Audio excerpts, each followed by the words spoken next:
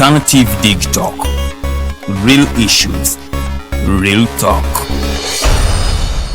The world is at a critical moment of providing innovative alternatives as a means to create change.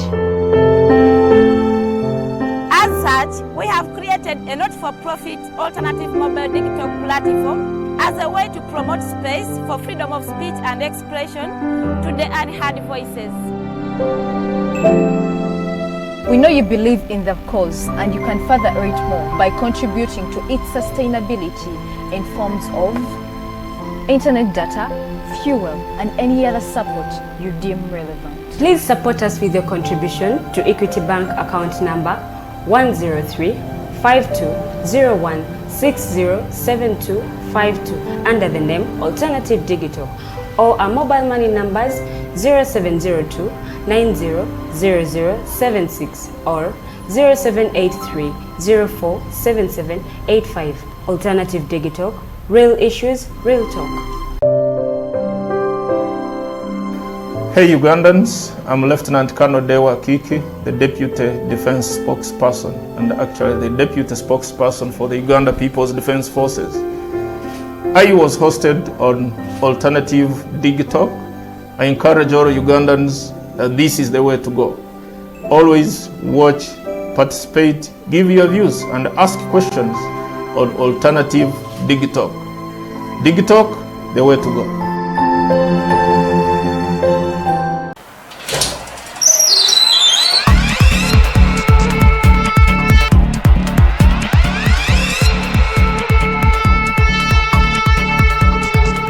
You have got to get up pretty early to go do something.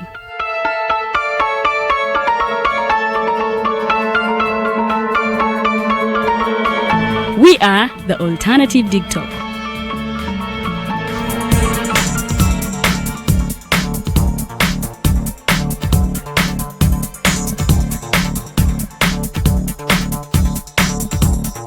With our mobile studios, we are redefining TV presentation just as technology is setting the pace.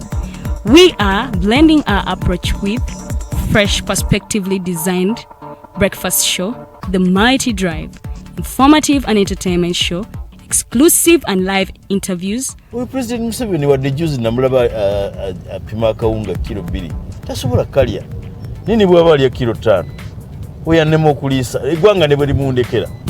Njagala kwebaza the Alternative Digital etuwadde kano ka Mighty Drive era n'abatuwuliriza bonna abali ku mikutu njagala basaba mugendo maaso n'okuwuliriza.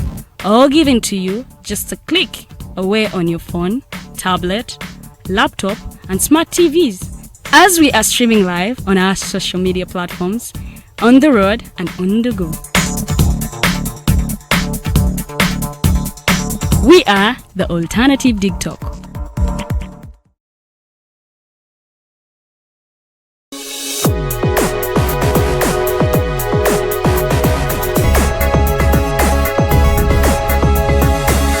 The Alternative Dig Talk.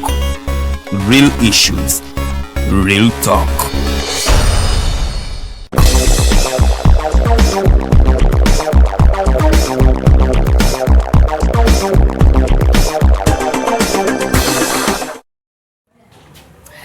Musibya mutani banaffe abatulaba abate yona gye musizidde okubanga mutulaba mwe bali nnyo mwe bali ddala mukola omulimu gw'amaanyi ate era mukola omulimu gwa ttendo. The Voltage ye program gy'ogenda okubanga ate olaba kuva ssaawa emu yakawungezi mpaka ssaawa 3 era nga amanya nze omumbejja Lwedde Didian. Negatako olunaku lwaleero tugenda kuba twogera ku nsonga nnyingi nnyo, tugenda kuba tumenyamenya okwogera kw'omukulembeze w'eggwanga Uganda. Jjukira yayogera ku lunaku olwokutaano ate nga yayogera ku bintu bingi nnyo bannayuganda bye baali beetaaga okuwulira ku nsonga ya COVID-19 awamu n'omuggalo betugenda okuba nga ate twogerako era nga tubimenyamenya kimu ku kimu atuwulire endowooza z'abagenyi baffe be tulina mu studios boki kye bayinza okwogeramu ku nsonga omukulembeze w'eggwanga ze yayogerako awamu n'ensonga ya COVID-19. Twalabye nga twalabye nga bannayuganda bangi nnyo tebajjumbidde ensonga yakuba nti bakubwa eddagala lya covid-19 bagemebwa ekirwadde kino ki covid-19 kubanga ssaawa zino twogerera abantu abakagemebwa bali mu mitwalo nga 20 n'okusobamu. So tugenda kuba tubitunira olunaku luno olwaleero. Ministry twalabye olunaku lwejjo nga bagamba nti tebalina bulungi ssente ezikola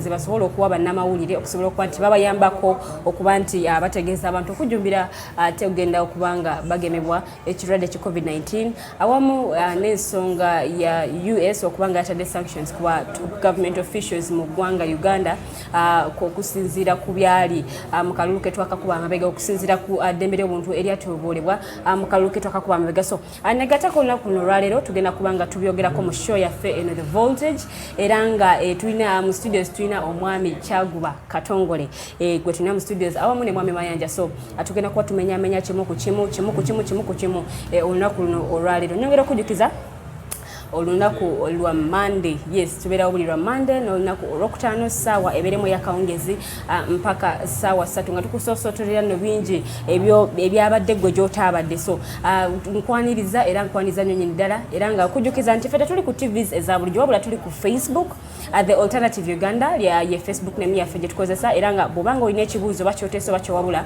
osobola ogenda mu comment section yaffe n'obeera nga ate oteekayo ekibuuzo kyo nja kubanga nkisoma mu ddakiika ezisembayo eza show yaffe ey'olunaku luno olwaleero. Ate gwe atasobodde kubeera ng'olaba show eno okujukiza nti YouTube channel yaffe eri The Alternative Uganda. So bw'obanga omissinze show osobola ogenda ku YouTube channel yaffe n'obeera nga ate olaba show zino bulungi nnyo. Show zonna ze wamissinga ku YouTube ojja kuba nga ate ozifuna bulungi nnyo nnyini ddala. Awamu ne Twitter handle yaffe eri The Alternative Uganda still osobola okuba nga ate otugoberera bulungi nnyo nnyini ddala n'obeera nga ate olaba biki bye tubeera tutaddeyo na biki bye tubeera twogerako. Naye nga mbaliriza The Voltage ye program gy'oli mu kulaba nkujjukiriza nti tegeeza omulala ate omulala ategeeza omulala ate n'omulala ategeeza omulala nti ffe twasimbudde dda ate era tutambule ffena ate nga tusomesa eggwanga okutwaliza mu studios mwami Kyaguba Katongole kasooka abuuze ku batulaba then oluvannyuma tugende mu maaso. Mwami Kyaguba tusanyusa okulaba onyiriridde mu suuti kulikayo mu weekend yawedde kati tutandise wiiki y'okukola obwo bwe bulungi era bwenna abatulaba abateekako data mwe ne mwefiiriza obudde bwammwe ne mutuula ne muwuliriza nammwe tubaagala nnyo era tubatumidde sisobola kwerabira kusanyukirako basiraamu bannaffe abali mu kisiibo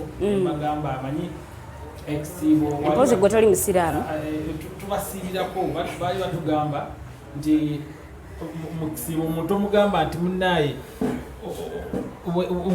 nga kibi nnyo okusiiba mugambe bugambi tusanyusa okubanga era n'omwebalizaako abalala bonna okusiiba.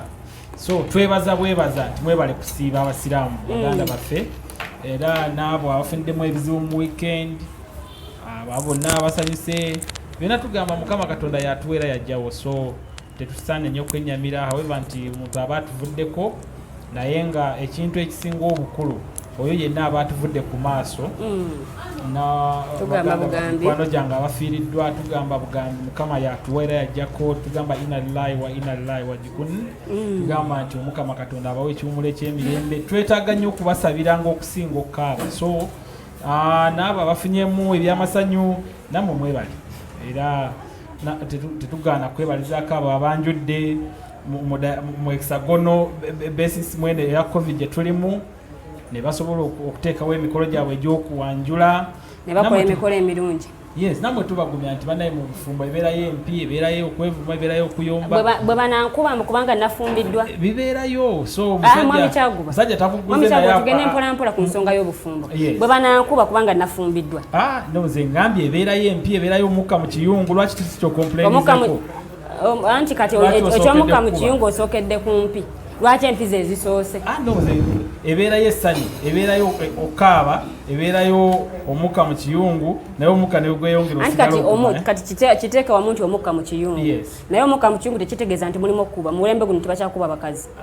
Anyway gavumenti ye NRM yaleeta eddembe tebakyakuba bakazi ddembe tebakyakuba bakazi yabajja omufumbiro ne bateeka ku mwanjo tekyali kuba bakazi no naye bayinza okukola emputtu nnyo tekyali kuba bakyalo okusinziira ku NRM naye tamukuba olunaku n'olumu ate ekyesanyu siraba nko maama wange ne dadi wange bayomba yadde n'olunaku ekyokuba naye nduwulira era abantu babateeka mu kooti even yesterday waliwo on Friday waliwo gwe batwala ekitali bamusimu waka mulamba n'ekitundu yakuba mukyala w'empi ate amuyinamu omwana naye anyway ebyo bijja kuba omukazi taba mwangu kyoba ogambye so mwena abatulaba abali mu Uganda n'abali ebweru tubaaniriza mujje mubeere naffe okuva tutandikira okutuusa tukomenkereza buli lunaku ffe babo ffe baganda babo yes mweffe ffemmwe ne twebaza ne management eya The Alternative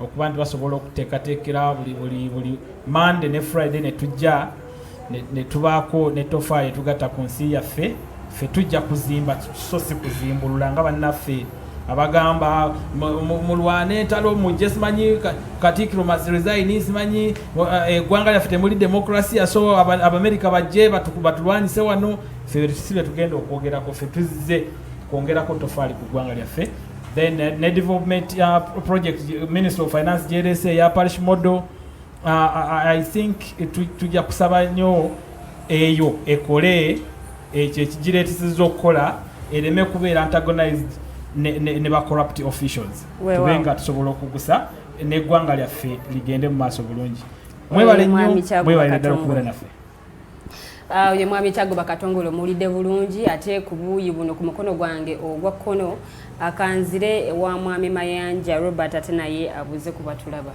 okusooka tusanyusa okulaba sebo mulundi guli twakumisinga batulaba wali mukosefu bakyagaba naye yakusabira personally banange neyanziza okusabira neyanzeege kyosaba kye subject naye okusaba kubakusaba so nje musanyufu nnyo nti okomyewo ku show njagala nange kwebaza management ya Alternative show ndowooza kati efuuse ensonga kyekutte akati era mbadde nzija ninaawe mbadde nzifubutuka ne mbagamba ngenda ku voltage ne bambuuza Musegirinya tokyamwogerako musajja yavayo mukomera ate kati mulwadde ate mbubutwa manyi tulina mindset y'abalimi ba lumonde tukola conclusion eziri simple omuntu yalwadde constipation mbubutwa naye mu bufu bwe bumu era njagala ntwala omukisa guno okulamusa ku bantu bonna abawangula obwemupi naye nga tebalina buyigirize nja kufuna n'obudde list eyo ngenze ngikompiringa Sekirinya akyali namba emu tanamenyebwawo kati Wakayima Musoke owa Nansana municipality n'Ensubuga Paulo owa Busiro North bakyalwanira ekifo ekyokubiri list egenda egejja so basebo ne banyabo ng'oli MP elect nenga nawe ku mutima gw'ekimanyi nti minimum qualifications tolina nkulamusaako ate njagala okulisaayo abanuupu mu lusirika gwanga linyuma lino mye yayimba mu Uganda kinyuma abasajja bagenze mu retreat naye nga tebalina agenda batuuse wali oli n'atunyumiza binona nasanyukidde nnyo mwannyinaze Sauda Madada Sauda Madada yali vice chairman wa Youth League mu FDC nga nze chairman wa Nakawa nasala so nalabye vice wange nga lecturinga Segona nga lecturinga Betty Nambose abaludde mu nsiga y'obufuzi nanyumiddwa nnyo nga nebuza kati obaleera abatutte mu kino naye kakasadde aba lecturinga ku theories of change kubanga ezo ezimu ku lectures ezibadde ez'olutente ezimu FDC so nsubira nti any card of FDC bw'omuwa platform okwogerako eri abantu tasobola butaba lecturing about theories of change how dictatorship emerge so nanyumiddwa nnyo okulaba vice chairperson wa FDC Youth League enakawa nga lecturinga Mwanga Kivumbi Betty Nambose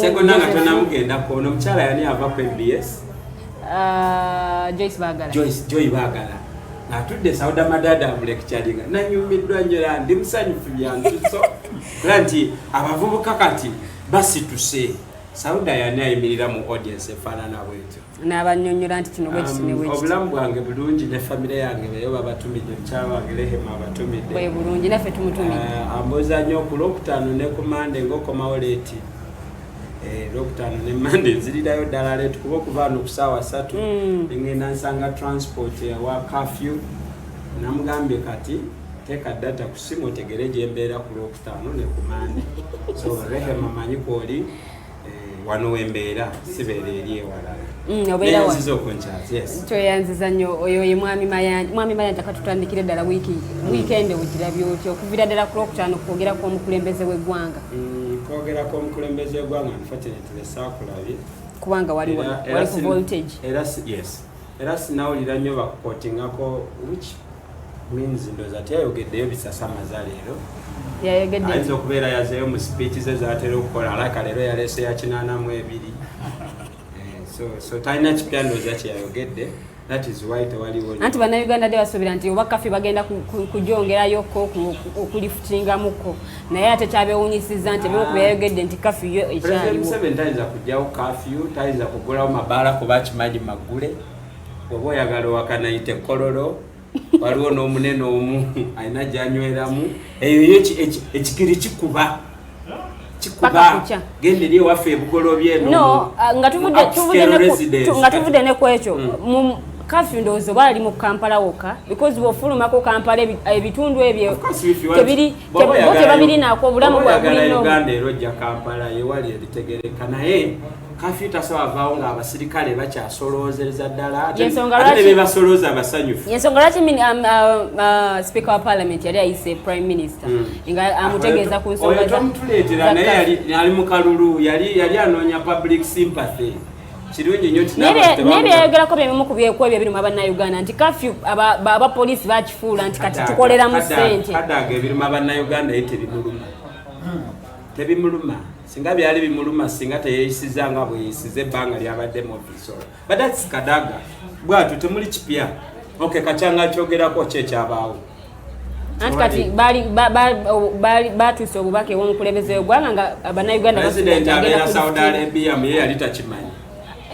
nti abasirikale be bwe bayimiriza emmotoka okubuuza ekigambo kimu ondeeteddeyo weekend bw'omuwa 2,000 oba 10,000 nina mukwano gwange yanvuzeeko mu weekend naye nga tuzinza obupapula basigala owa sportsman omanyi bufaanana ak'ebiri kakati fe obwedda buli we batuyimiriza nga tuzingako kikonde nga tumuwa nga tugenda twakikoze kugezesa kupuluvinga nti balya naye ffe bwedda tugaba bipapula byasigala tetwagabya yadde nusu naye era ekyatwevugisiza ekiro mu order hours kujustifyinga kino so president akimanyi nti abasirikale by the way nga nkyalimu so active bangamba nti omusirikale ali ku ddaala lya senior superintendent of police SSP ndowooza abeera mayinja 3 oba 2 simanyi naye nti oyo kyayogera libateeka kati nanyumiddwa nnyo senior superintendent of police ng'atwala akapapula ka sportsman nga kayita ekyebiri nanyumiddwa nnyo weekend yange eyabadde climax abaera awo nga ku Jambula ku Nice House of Plastics awo waliwo ka road block abakateekawo akalala kabeera wano ng'ekataza naye owedda tugaba bupapula tututte ebbanga nga tukuŋŋaanya obupapula kafaanana tebabalambye gwe bw'omuteera ekikonde bwe papa nagamba genda tuuka mirembe bw'omuteera ekikonde tasooka kifunyulula kulaba kirimu omala kugenda engeri gye mugabamu enguzi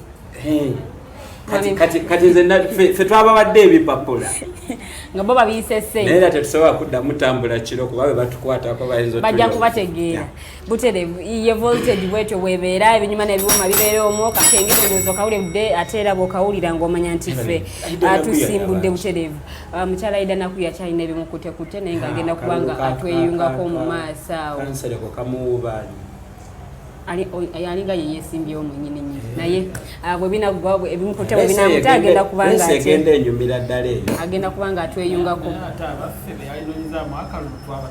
it's okay nje bali twogera nabo mwami Kyagulanyi kyakwanza egamba ki teyina tabu babasomesa ideology nalaba lulingo nnyonnyola ebimu ku bisomesebwa ekyankwanzi nange nenjagala babinyumizeeko naye Chubaina kyokka kyetulakinga mu ggwanga lyaffe kubeera ideologically oriented tubenga tulina ideas ezitwala eggwanga lyaffe mu maaso. So yensonga enkulu gye batwaze ekyankwanzi. Not necessarily NRM but everybody at least alina okubeerako oriented with the knowledge ensi yaffe okuba nti esobola okubeera nga ntebenkevu nga ffenna tusobola okubeera nga twekulaakulana nga era twegatta mu mugendo gw'aba abakulaakulanye. So ekyo tekuli nnyo kubuuza wabula tulina kuba ntukolera wamu nga bannayuganda okulaba nti eggwanga lyaffe bwe tuli tulina level enda gye tuliteekako with or without President Museveni eggwanga lyaffe lirina okugenda mu maaso. Therefore abo bonna abagamba nti omuntu olugenda ekyankwanzi abagenze wa Museveni abagenze fine being is kigambibwa nti abamu kubagendayo bagenda kuyiga mundu yemu ku nsonga enkulu. No please ekyo nakyogerako ne Paul ne bagamba nti emundu is a by the way ku muntu agenze ekyankwanzi. You go there to understand the ideology of this country and how the country has to be governed. Neye embeera yaba MP okuvaamu right now President Museveni yagenze yabagambye muve mu bintu ebyakatemba mukolere bannayuganda. I think yagamba nti zezimu ku nsonga lwaki baminisita abasinga bawanulwa mu bifo gye baali. Ekyo yakyogera by then naye lwakuba nti by then he was misinformed by the perpetuators of information. Naye nenzijukira minisita Amelia Kyambadde yagamba nti omwami Hilderman, Dr. Hilderman bwe yamuwangula mu kalulu yagamba nti yes omwami oyo ya addressing ensonga z'abavubuka of which yakibuusa amaaso. Era nakkiriza bulungi nnyo defeat nti yes awangudde. That's why nsobola okugamba I state it here ti oyo yagamba president namubuulirako namugamba nti abagwa mu kalulu baali tebakolera abantu. I disagree with you. Era ekyo kyensuubira what happened for example President Muyingo doctor tosobola kungamba nti teyakolera abantu nga n'omwana yamuwangula yasomera kusenza Dr. Muyingo namugamba kati right now nange nkuze however njagala kubeera leader ate nagamba okay ekyomukisa omubi gwe yakola kugira kuno however nani Dr. Muyingo asalawo ekibiina kyagenda mu nti ze ndi weno nange ndi weno because si buli omuntu agenda kugenda mu kibiina kya NRM. No simugambye nti jangu mu NRM naye ngambye ekyomukisa omubi era singa yagira ku kadi ya FDC oba singa yagira ku ANT oba JM oba whatsoever yonna ekibiina kyeyaligiddeko I don't mind. Naye right now what I'm looking at nti yagira ku side enfu abantu abatalina ideology ey'abantu abazze nga tebalina manifesto ey'abantu abazze just to, and they are going to implement kyekyo mwami Kyagulanyi ebimu kubeeyogerako nga bali mu retreat n'agamba nti newe munaabavuma bo bagenda barizoninga. No singa yagamba niwe munaabavuma bo bagenda kuresistinga I can agree. Naye reasoning nga babesinga kuki kubanga kyebalina okola is to implement singa baagala abantu baabwe ababalonda ba benefiting in this government right now baze okukolera abantu as we state baze kukolera abantu if they want their people the electorate bafunemu is to agree and implement the manifesto of NRM kubanga yeri muki yes oba MPs bafuukamu reluctant ne bagamba after all ffe tuli mu buyinza we are constituent kino tulina ssente oba ki and nekibaleetera okuba nti baluzinga because ebimu I think ndoza ebimu ku mukulembeze beyogeddeko ekyankwanzi kuba nti ba MPs bave mu kudaalimba okunyumirwa ku fulume ebweru w'eggwanga naye bakolera abantu. No nze kyengamba kiri kimu okolera abantu kigenda kusinziira what you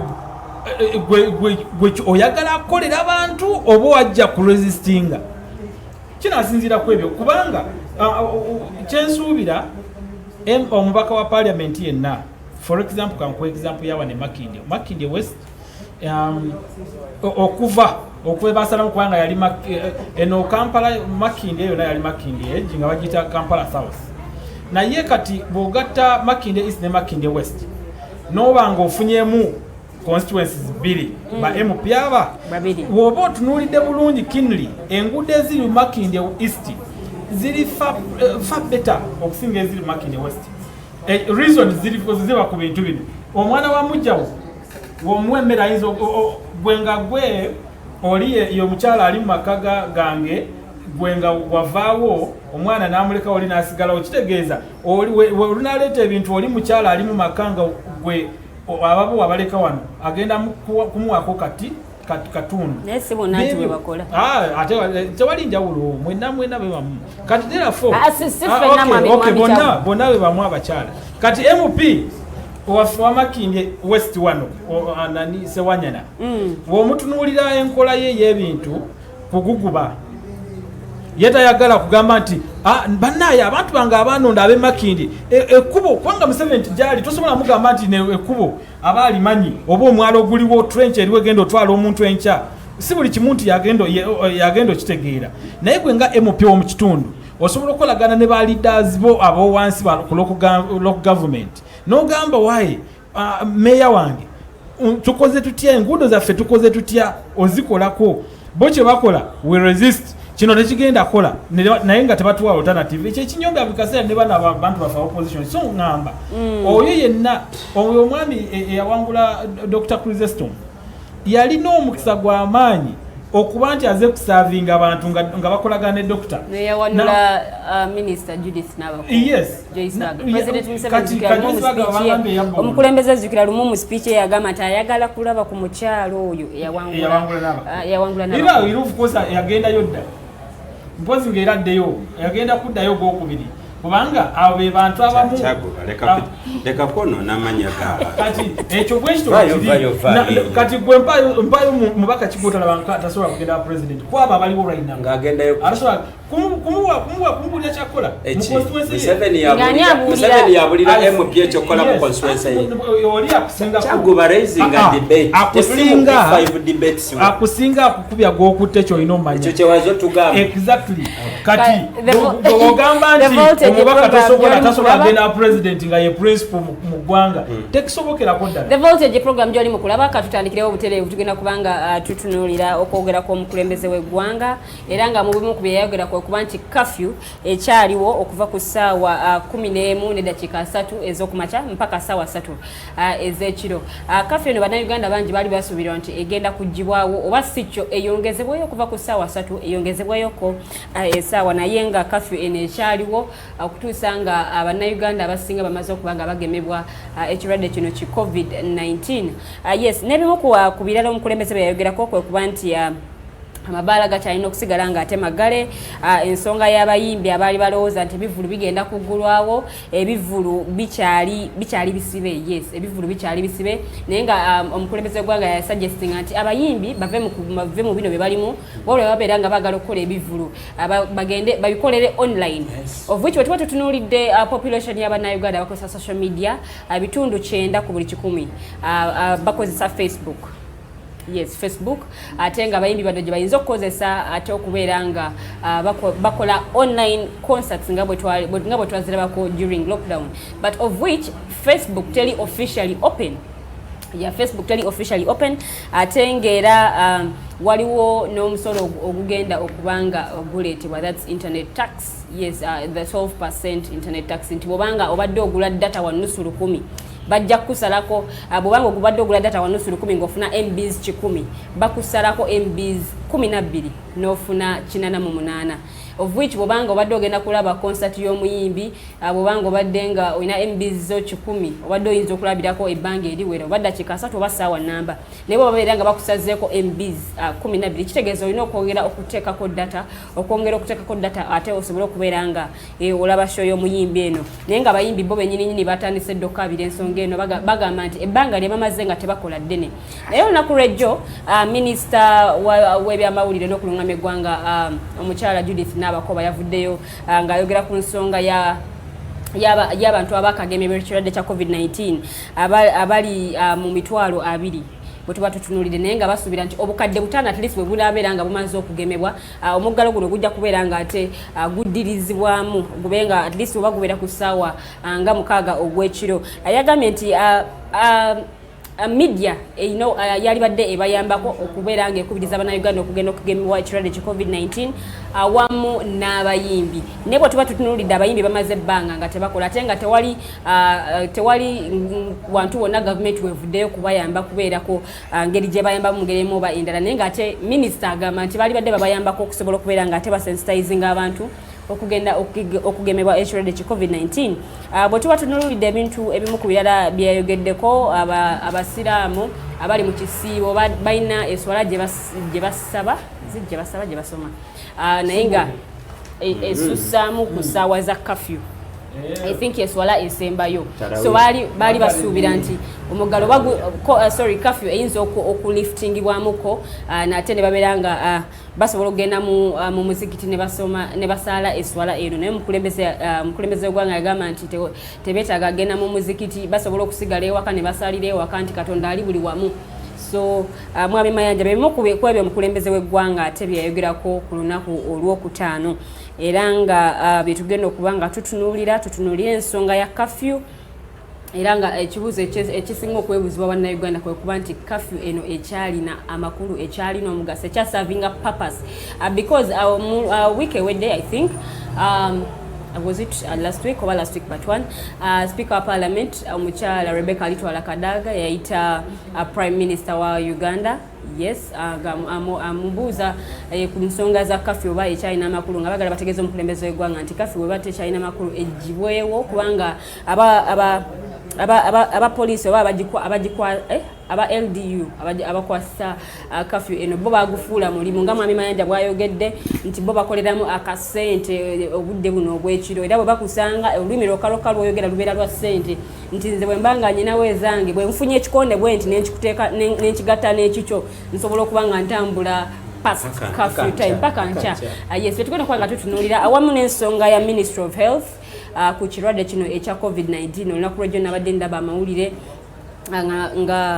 nga Bannayuganda abakagemebwa enamba ntono nnyo nnyini ddala era nga Bannayuganda bangi abeebuuza ekibuuzo wamu naffe nti ki ekiyinza okukolebwa okulaba nti Bannayuganda bano bagenda okugemebwa ekirwadde kino ekya COVID-19 because abantu abakagemebwa enamba ntono nnyo nnyini ddala bwetunulira ku population ya Uganda tuli obukadde 4 yes anana okusoba anamu 4 anamu 7 kati yes a population ya Uganda erinnya buli lunaku naye nga mu kunamba erina okubanga egemebwa obukadde 23 n'okusukkamu awo yenamba esuubira okuba nti egenda kugemebwa ekirwadde kino ki COVID-19 naye nga bwe twogerera abakagemebwa bali 20,000 n'okusobamu awo. So atugenda kuba tubitunulira mu programu yaffe ey'olunaku luno olwaleero awamu n'ensonga y'omusolo. Yes, President yagambye nti abayimbi badde online but tuba tutunulide Facebook teli officially open. Yes, tugenda kuba tubitunulira era tutunulire n'omusolo guno ogugenda okubanga guleetebwa internet tax nti bwobanga obadde oguze MBs 3 ez'enkumi 2 munnange tofuna 3 nga bwe birina okubeera abula ofuna MBs 288. Mwami Mayanja tugenda kubanga tutandika naawe tutandikire ku nsonga ya kafyu eno ekyalina amakulu oba yali badde ejjibwawo because twina abantu bangi nnyo abakolanga ekiro naye nga ssaawa zino bawalirizibwa okubanga bakoma ssaawa 3 ez'ekiro olw'okuba nti waliwo kafyu. So Mwami Mayanja olaba nga kafyu eno ekyaservinga purpose oba yeetaaga ejjibwewo?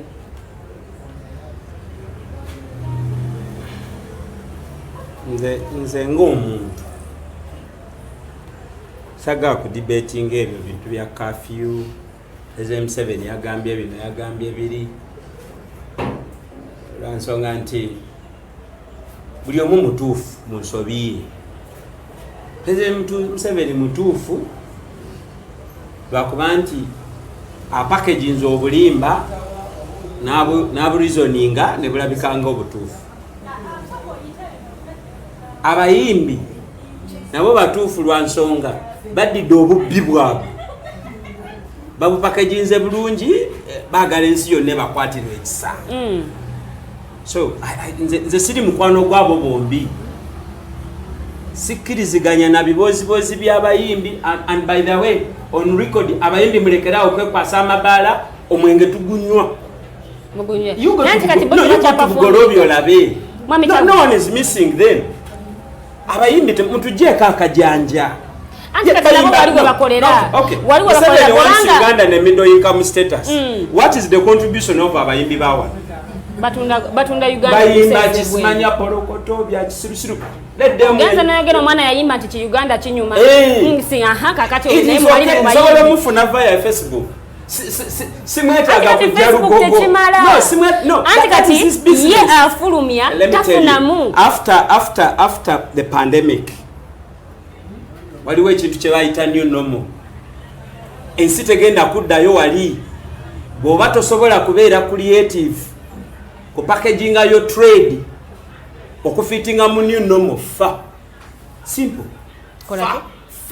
so wafe we are not no nange kati njagala kwogera nga Robert we batera okwogera we are not going to allow the population to mix and mingle before immunization nze nagema ukesisi era ndi kurikodi njagala okubiriza abantu kwabagambye media should help nanko badenga tebatuwa data okay buli alaba voltage genda wegemesi oba bikolo bate bikola doesn't matter because kijja kuluma nnyo nga bikola nga gwe tobirina so gendo because bya Uganda bwe bito we are never certain so muobeera okafuna tekafuna kati okagezesa wano gambolinga na vaccine mubiri ekitegedde otherwise bono ogireka bajeji kugusa mwami Mayanja sijatuulanga yakugusa nekyokubiri minisita yatulimbyemu lwaki abantu tebanajjumbira kugema batugambe eddagala bafunyeeko ttono era ne bali categorizing doze zasooka okujja zaali emitwalo 9 bayongerayo senamanya babayongera kane batugamba nti lino lyaba frontline workers era president nasooka abyesibadde nebijja ne bikyukamu nti kati ate tugema abantu abayina abakulukulu ne population yaffe okimanyi abakadde be batono mujjo mubeera ano muyimba Uganda's population is a younger population kati bwoba oyagala abantu bageme jawo siiru kola mass immunization nga bwe twakolanga ku polio n'ebirala nze we nabadde ngema ekimu ku kyantuta okungema kutunulira how complex is the process ninalabye byangu oli yangambye juza form awo vaccine eri mu portable ki nti abasawo ebimu ku nsi akakantu nalabye ng'omuntu asobola otuula nako mu parking kadde n'agema abantu 100 as long as vaccine weziri so bo bennyini ye bakyakiremesezza mwami Mayanja emirimu gitambula kasoobo of which ne be basomesa okugema nawe nyini tebayigiriza balala ku ngeri ki gye bagemamu yo business kati ensonga netambula kasoobo nnyo kitunenyeza kubanga abakola vaccine eyo abatuleeterako ezo baleeterako ne sente ezigenda okuyamba okukola ki okuteekateeka engema eri maaso kati bano bakyamala sente zino we zinaggwawo era ezimu ku nsonga lwaki ministry egamba nti okugema kuno kutambudde kasoobo ne bannayuganda abakagemebwa batono kwe kuba nti ministry terina ssente akuteeka mu media okusobola okulaba nti bafulumya obulango bakozese bali political leaders in fact Councillor Monyi Alice yakiraising recently mu council ng'agamba nti KCCA through its different centers bagema but it is in exclusivity of the political leaders. I think atukimanyi nti bakansala omulimu gwabwe mobilizing a population ku such kind of matters of national importance. So nabakoba ademu yetegereza ebintu bino.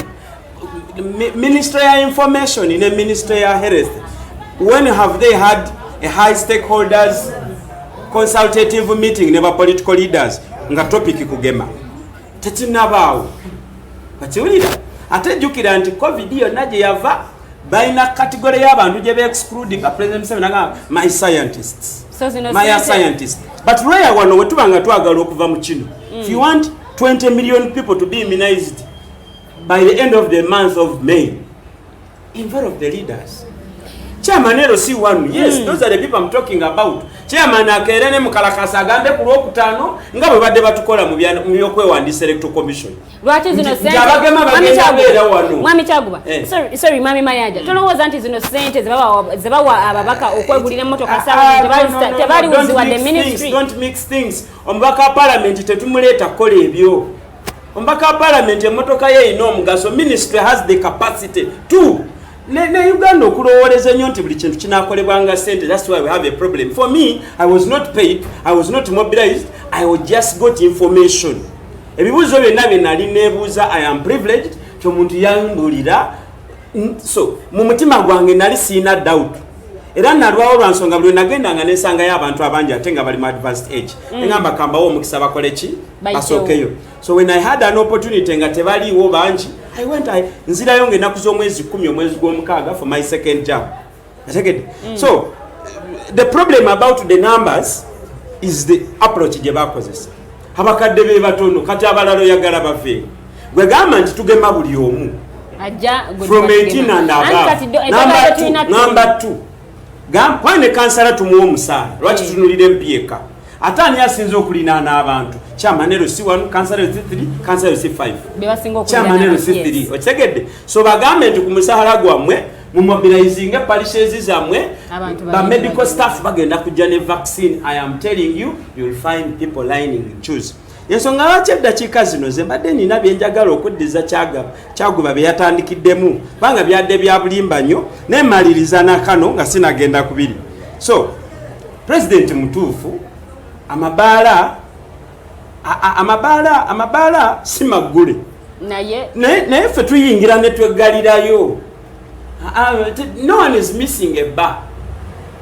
Amabaala gatukolera tutunulira waiter oba waitress ona akolera mu baala nga yali source of income.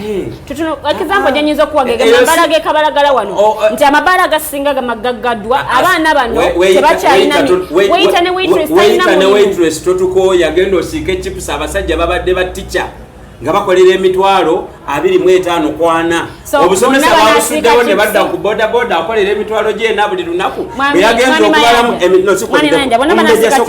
emitwalo 4 buli lunaku time is 30 days the sende meka kale omusajja okyambuza mu ssomero lya UPD ngo omusaala gwa Feb gujja mu August kakati eyo weyita mukumu munafu mpozi nga alina ebirala yadde akola mu bbaala ebiri exclusive mu bbaala byesagala teeka kumbewo. But if it is serving clients ye avenue ena because ensi teri rigged tutudde wano long ago bobanga wali yagala olabe bifaanana bwe biti ng'obeera ne ku TV ogunene gwenkana emmeeza eno nga ne mweno olumu tegujaamu bakiwulira nzijukira mwami Nsambo mu Makindye West yawo ng'agulawo neewuwa ekitivi nga kinene babikolera oba Russia oba Germany nga kyateekako abantu ne bala ku mupiira gw'e Bungereza ne balaba n'ebigenda mu maaso mu ggwanga olwaleero ku simu yo osobola okulabira osigala ng'ensi naye mwami manager tutunire omuntu nga talina internet yaba agenda kukola atya omuntu atalina internet because kati tunuulira internet bagenda kuba bagijjako omusolo nambye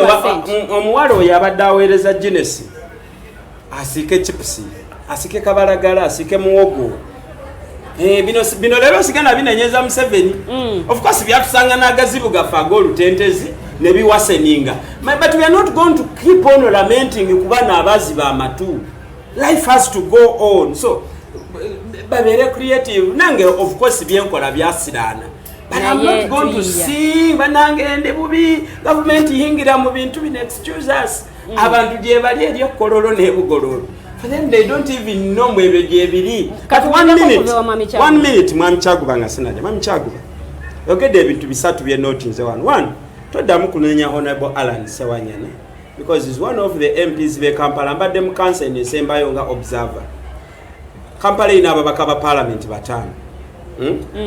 Omubaka gwensobola okuweera obujulizi nti abadde consistent mu attendinga KCCA meetings. Alan Sewanyana is number 3. It is at KCC Engudo Jebas planning. So the problem is not in Alan Sewanyana Tabidim. The problem is the KCCA, Vunanzi Wazimba Engudo, Taina Sente Kuzimba Murundi Gumu. Era bw'oba otunuulidde budget za KCCA buli mwaka babaddengayo ne oluguudo lwe banokola in this place. Waliwo enguudo ezizimbiddwa mu kisanja kino ekya Alan Sewanyana nga MP mu Makindye West. Si nyingi nnyo lwasi lwakuba nti Alan Sewanyana mugayaavu naye lwakuba nti resource envelope yeeyo.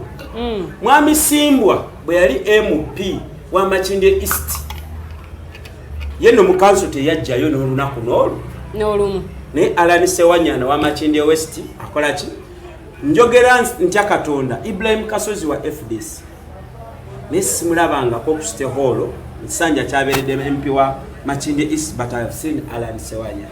I have seen Munyagwa Mubaraka era ndabye Michael Kabaziguruko wawa.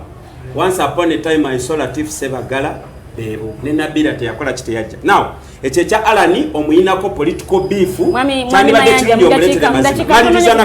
malizana kano mwami Robert atugambye mwe kitutaba bakaba parliament ekyankwanzi wasomesa ideology waliwo ebintu bibiri byenjagala goera voltage yetegereza mu multi party dispensation political party omuntu gwe wa ticket yayo okuvuganya kuba MP aba senior cadre who has excelled mu practice ya values no objectives ekibiina ekyo tosobola bikola ebyo ng'okyali junior kwa ideological clarity. So si bya ideology biba abatutte ekituufu ekyatutte abalebiki ekyankwanzi kubakaka kulonda candidate olanya toddamu kutulimba mbu bya ideology kubanga omuntu eyesimba ku MP ku tiketi y'ekibiina ffe mwefudisa okuwa flag nti oli MP tukusuubira nti ku FDC byeyagala oba wateyimiza certain level naye bino mbyogera bangoba naye bwe nali nkyali active okuwa ticket obeera ne level of clarity ku objectives za party ku values zazo ku their methods of work ebyo byobeera nabyo short of that tofuna ticket. So ekituufu ekyatutaba baka kubakaka kulonda olanya against Kadaga, which is okay. I have no problem with it. FDC is ahead of this game. Ball nakulwa lero officially ba declarinze the Honorable Ibrahim Semujunganda ne Council Sibambi Yusufu eba flag bearers bafe era obu message obadde buve kyankwanzi nga bugamba Semujunganda nti you are now in the right direction. Bususo obungi lyesanyu lino lyenkola ki?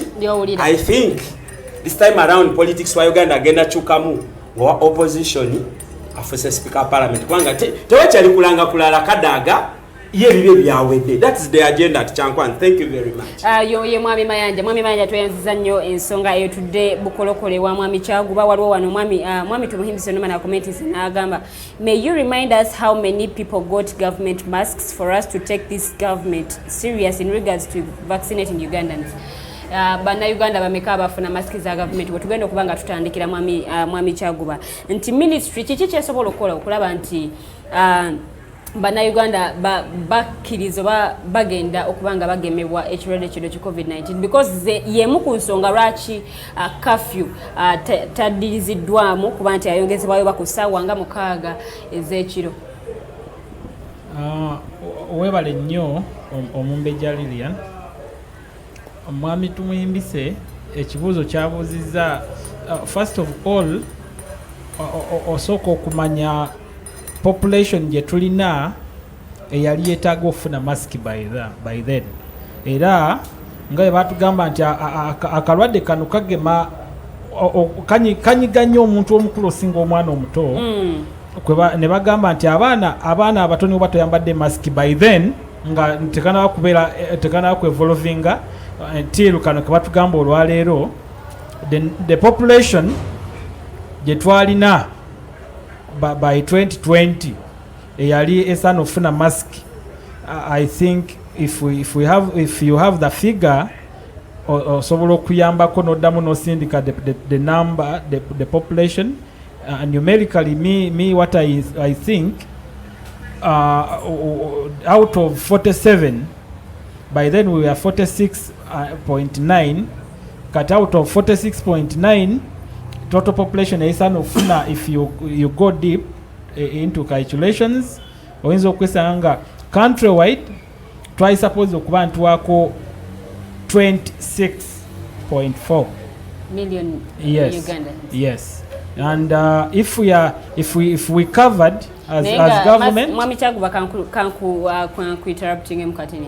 Mask says ezagabibwa abantu abamu ba complaining ngati zali zaluwewere nnyo. But that's not a question Muganda wange kyabuuzizza. I can agree with you on the standard kubanga waliwo I think corruption tendencies mu basajja bafa aba UNBS ne babanga they fleeced ne balimbamu naye kati kyetugenda okugamba question bwebadde bameka abafuna mulyoke mutugambe tugende for vaccination jasooka nebaze muganda wange mayanje okuba nti wasobodde okutegeera nti ekizibu bwekiri mu ggwanga ekyetaaga okolwako naye n'ogenda ne bakugema cause one day twali wano wenavaayo nga bamaze okungema wawaka n'ogamba sobola kuteekawo obulamu bwange naye good enough even the answer gyotuwadde nti ogezezaako n'ogendayo ng'oyagala kulaba gundi eriwo obuzibu obuliwo mu kufuna akayisaako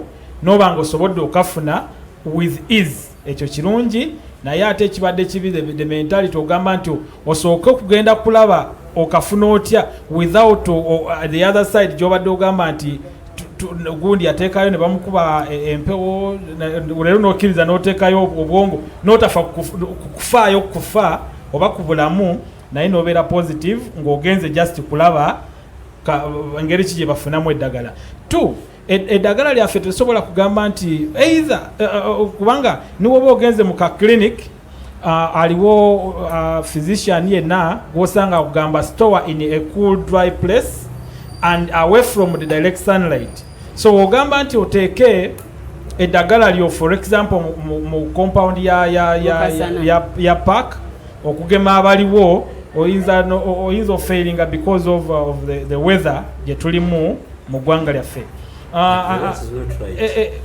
to my opinion now mbadde nsobola okwogerako ku birala buzz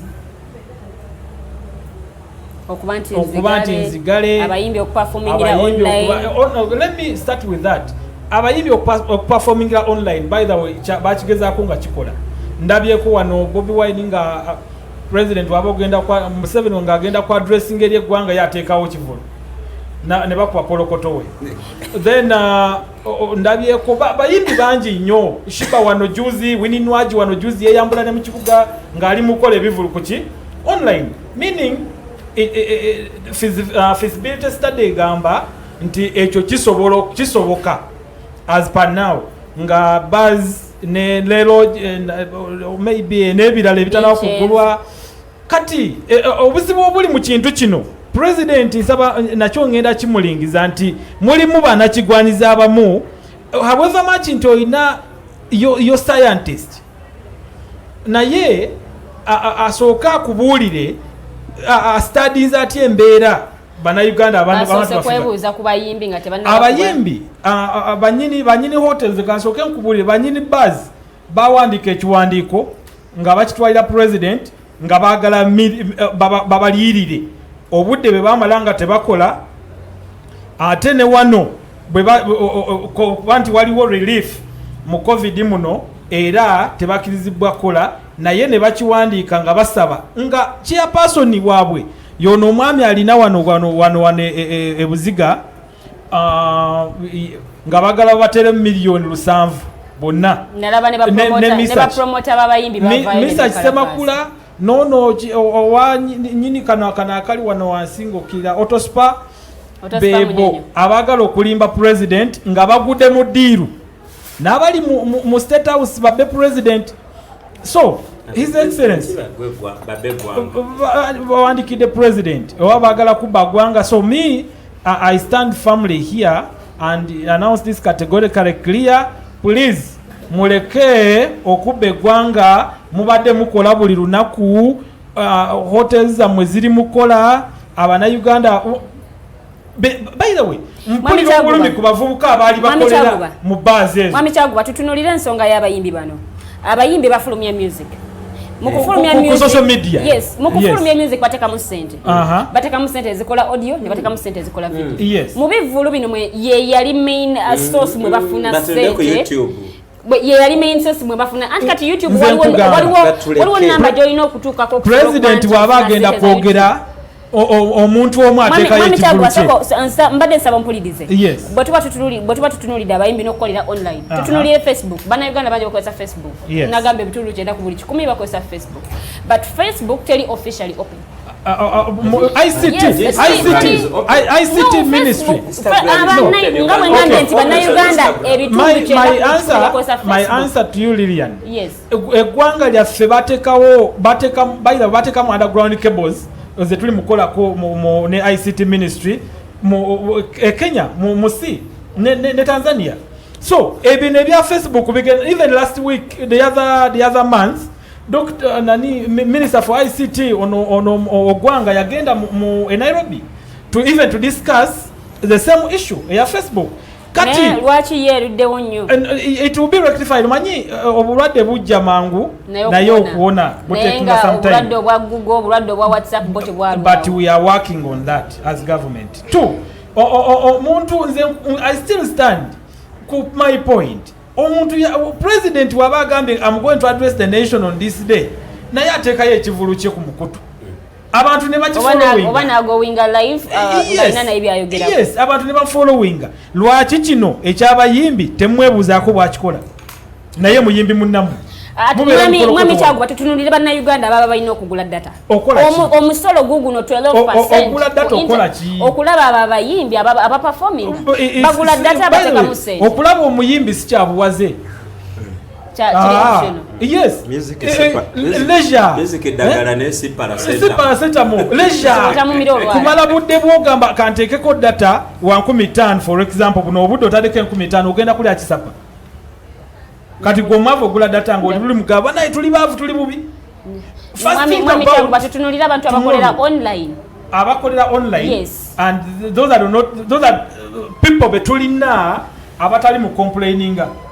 Abali mu complaininga ebayimbi tuli mbagamba bantu bagenda mu online bakolere banali akiba abayimbi bano buli bategekanga ebivulu bannayuganda bangi bafunanga emirimu ba promoter abana abatimba ebipande tutunulira abana ababeera ku bidongo wano nga balanga byambuka eno bikirire bagenze ku mukutu ne batugamba tugenze mutulabe live nga tuli ku Nairobi Resort tuli mu kudiscussinga embeera zaffe nga ba MP ne tubaga era ne ku mukutu kwebiri ku mitimbagano kati leero vaayo kyokungamba nti okuyimbira ku mukutu ekisobokanga omuvulu saabavulu omu yateekako ekidongo ku kivulu ku Facebook ku social media abantu ne bafollowinga ne bakeera ku makyalo batwalanirako Museveni yafunye likes 15 ono yafunye simanyi 1000k yalabibwa abantu emitwalo 28 kati waliwo ekifulu ekisingawo by then Facebook yaite nabakujibwako no by then mwami Kyaguba by then Facebook yaite nabakujibwako fe tugamba abantu 2 yalabibwa abantu 10 meka yalabibwa abantu emitwalo nange njagala kubuuza lwaki emboozi y'okugulawo concert ewerekerwako okugulawo amabaala it speaks volume ku product abayimbi gye batuwa kitegeeza music wa Uganda ali so hopeless kyokumunyumira onasooka taminda era amabaala bwe gataggalawo singa Museveni agamba nti concert zitandike naye omwenge nguweze andi kati abasogozi b'omwenge basasula omusolo bagibwako omusolo ku mwenge Uganda Breweries last time ya recordinga it has made tremendous sales lockdown omwenge nze mbeera Luzira nsobola okubala tuleera za Uganda Breweries zimpitako buli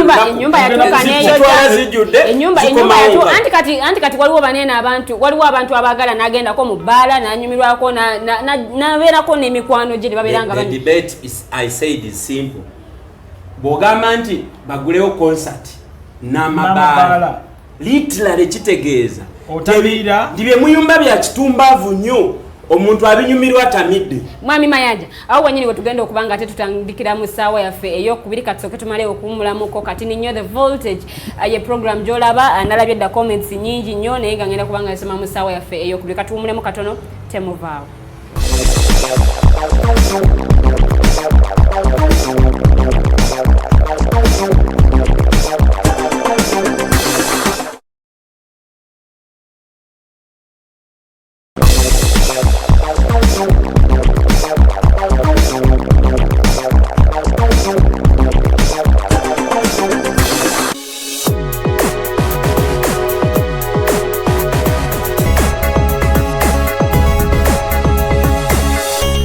Alternative Dig Talk.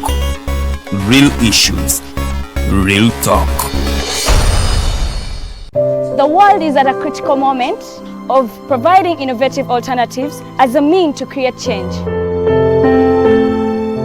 As such, we have created a not-for-profit alternative mobile digital platform as a way to promote space for freedom of speech and expression to the unheard voices.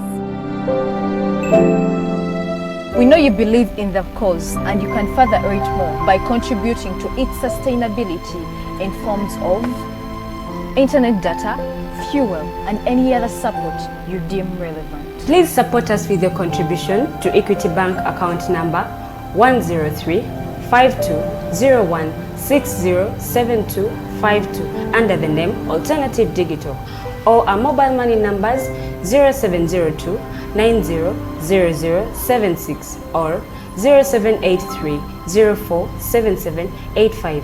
Alternative Digital, real issues, real talk. Hey Ugandans, I'm Lieutenant Colonel Dewa Kiki, the Deputy Defense Spokesperson and actually the Deputy Spokesperson for the Uganda People's Defense Forces. I was hosted on Alternative Digital. I encourage all Ugandans that this is the way to go. Always watch, participate, give your views and ask questions on Alternative Digital. Digital, the way to go.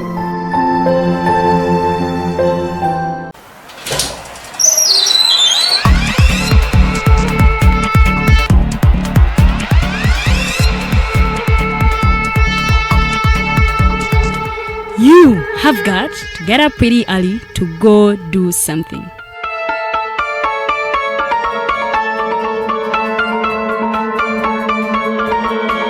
We are the Alternative Dig Talk.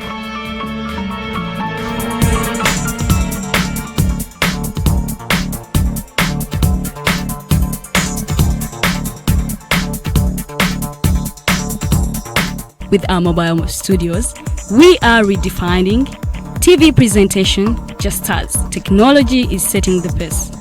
We are blending our approach with fresh, perspectively designed breakfast show, The Mighty Drive, informative and entertainment show, exclusive and live interviews. We President Museveni wadde juzi namulaba apima akawunga kilo 2 tasobola kalya nini bwaba alya kilo 5 oyannema okuliisa eggwanga ne bwe limundekera. Njagala kwebaza the Alternative Digital etuwadde kano ka Mighty Drive era n'abatuwuliriza bonna abali ku mikutu njagala basaba mugendo maaso n'okuwuliriza. All given to you just a click away on your phone, tablet, laptop and smart TVs as we are streaming live on our social media platforms, on the road and on the go. We are the Alternative Dig Talk.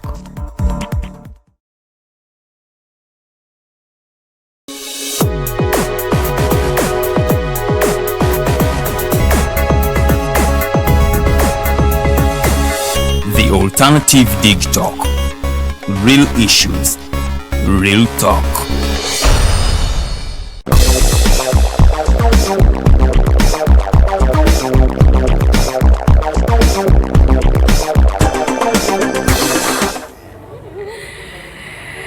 Kulikira enjedera mukumulamu ko tukomyewo mu ssaawa yaffe ey'okubiri era nga eddakiika ziri 3 ezakayita ku ssaawa 2 ez'ekiro ky'olunaku luno olwaleero. Olunaku nagambye dda nti lwamande ennaku z'omwezi ziri 19 omwaka omwezi tukyali mu Gwakuna, yes, ate era nga omwaka tukyali mu 2021 tukyagendera maaso the voltage program gy'olaba era nga bw'owulira katengere kano kakoona ng'omanya nti ate ffe we tuli twasimbudde dda tukyali mu ssaawa yaffe eno ey'okubiri isaawe sosa tubadde tu breaking it down okwogera kw'omukulembeze w'eggwanga era nga ebimu bye twogeddeko y'ensonga ya curfew n'ensonga ya Ministry of Health awamu n'ensonga ya internet tax omusolo ogugenda okuba nga ate ogujje bakuba na Uganda bakozesa internet bakujjako 12% wobanga oguze MBs za 10 MBs 10 ofuna MBs 98 nge 12 ate zimaze okuberanga zikujjibwako nenga tukomyewo musawa yaffe eyokubiri kujjukiza nti gwalina ekibuuzo genda ku Facebook page yaffe The Alternative Uganda tekamu ekibuuzo kyo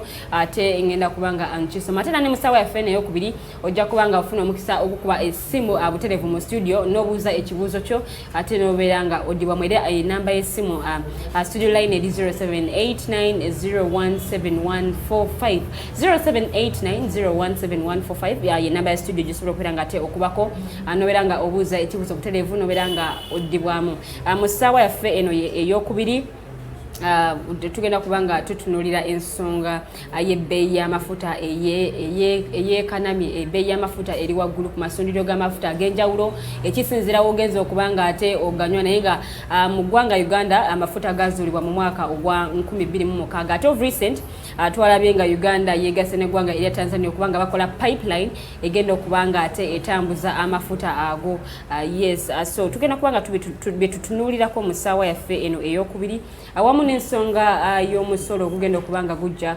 kubakozesa amakubo awamu n'abavuzi yes abavuzi b'emmotoka amugenda kubanga ate muwa omusolo ogwa $20 buli mwaka naye nga abavuzi bano balina emisoso mingi nnyo okukola saavisi y'emmotoka okusasula third party ate kati bawulidde n'omusolo guno ogwazze omupya so byonna tugenda kuba tubyogera mu ssaawa yaffe eyokubiri awamu n'ensonga ya sanctions US zeyatadde ku ba top government officials mu ggwanga erya Uganda nga bagoberera ebyali mu kalulu kano ke twakakuba amabega bagoberera eddembe ly'obuntu eryatobuulwa ate mu kalulu kano ke twakakuba amabega yes state minister wa internal affairs yagambye mbu bo tebali moved na nsonga ya sanctions zino bo bagamba nti USA egoberera bifulumira mawulire awamu n'abantu sekinoomu ate nga teyina bujulizi ku nsonga zino ako allegations zino so atugenda kuba tubitunulira mu ssaawa yaffe eno eyokubiri era nga negataako mu studios ndimu munne mwami Mayanja Robert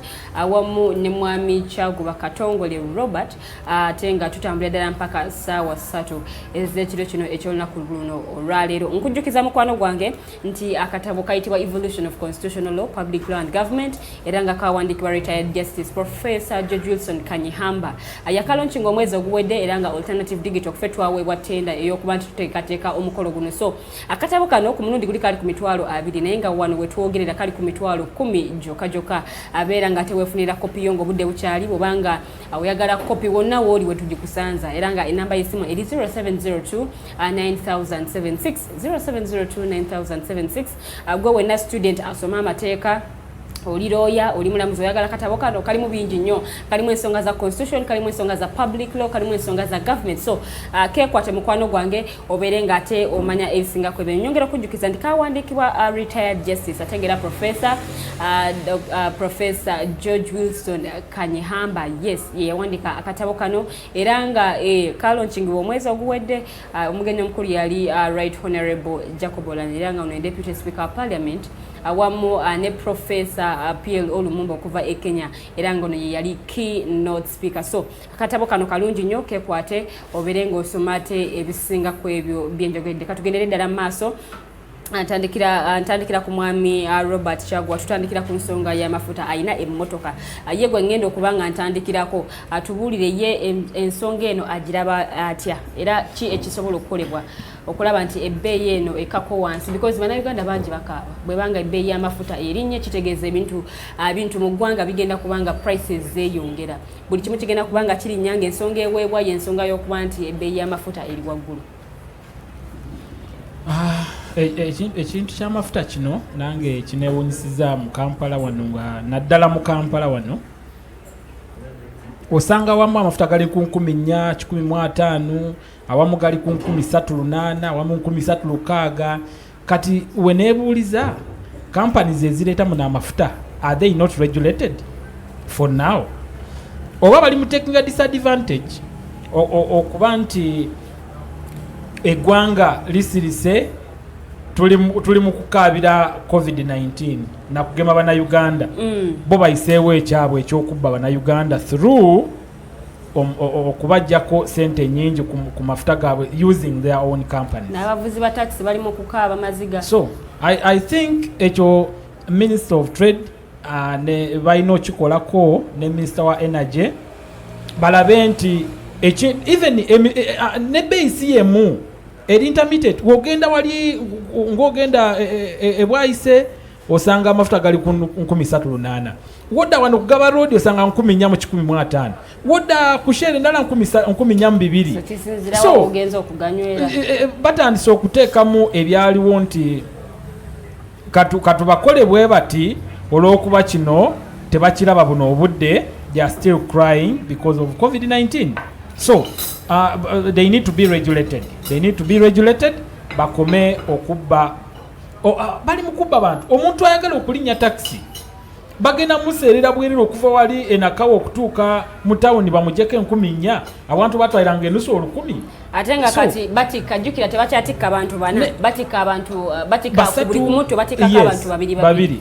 And economically ensi yaffe however much ntwagala nnyo tuli mu kunoonya omusolo okulaba nti eggwanga lyaffe likulaakulana naye waliwo aweetaagisa okuregulatinga gavumenti eteekemu embeera egamba no lwaki there is this hype kubanga wande nakirabako wano waliwo holding ku sukaali omukulu omu kino nakyogera muganda wange n'agamba yogera erinnya neŋŋamba sijja kulyogera kuba sinamutegeera n'atugamba ekigambo buli omu kye yatya ate no ng'akyogerera waggulu agamba leave issues of this to this nze neŋŋamba nedda si byebyo ebyo bibyogo byogera n'atugamba ebintu bya sukaali tusooke tubijjeko engalo therefore yes ebya sukaali mberekera abasuubula sukaali kati ife buno obudde olw'okuba nange ennakagaali kwentambulira nja kukaabira wamu n'abalala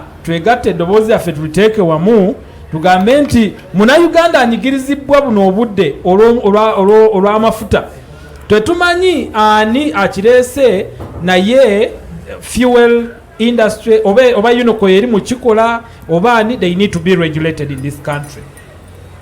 Omunnayuganda asobole okuleeta ebyamaguzi bye. However much we fighting as government we fighting okuba nti we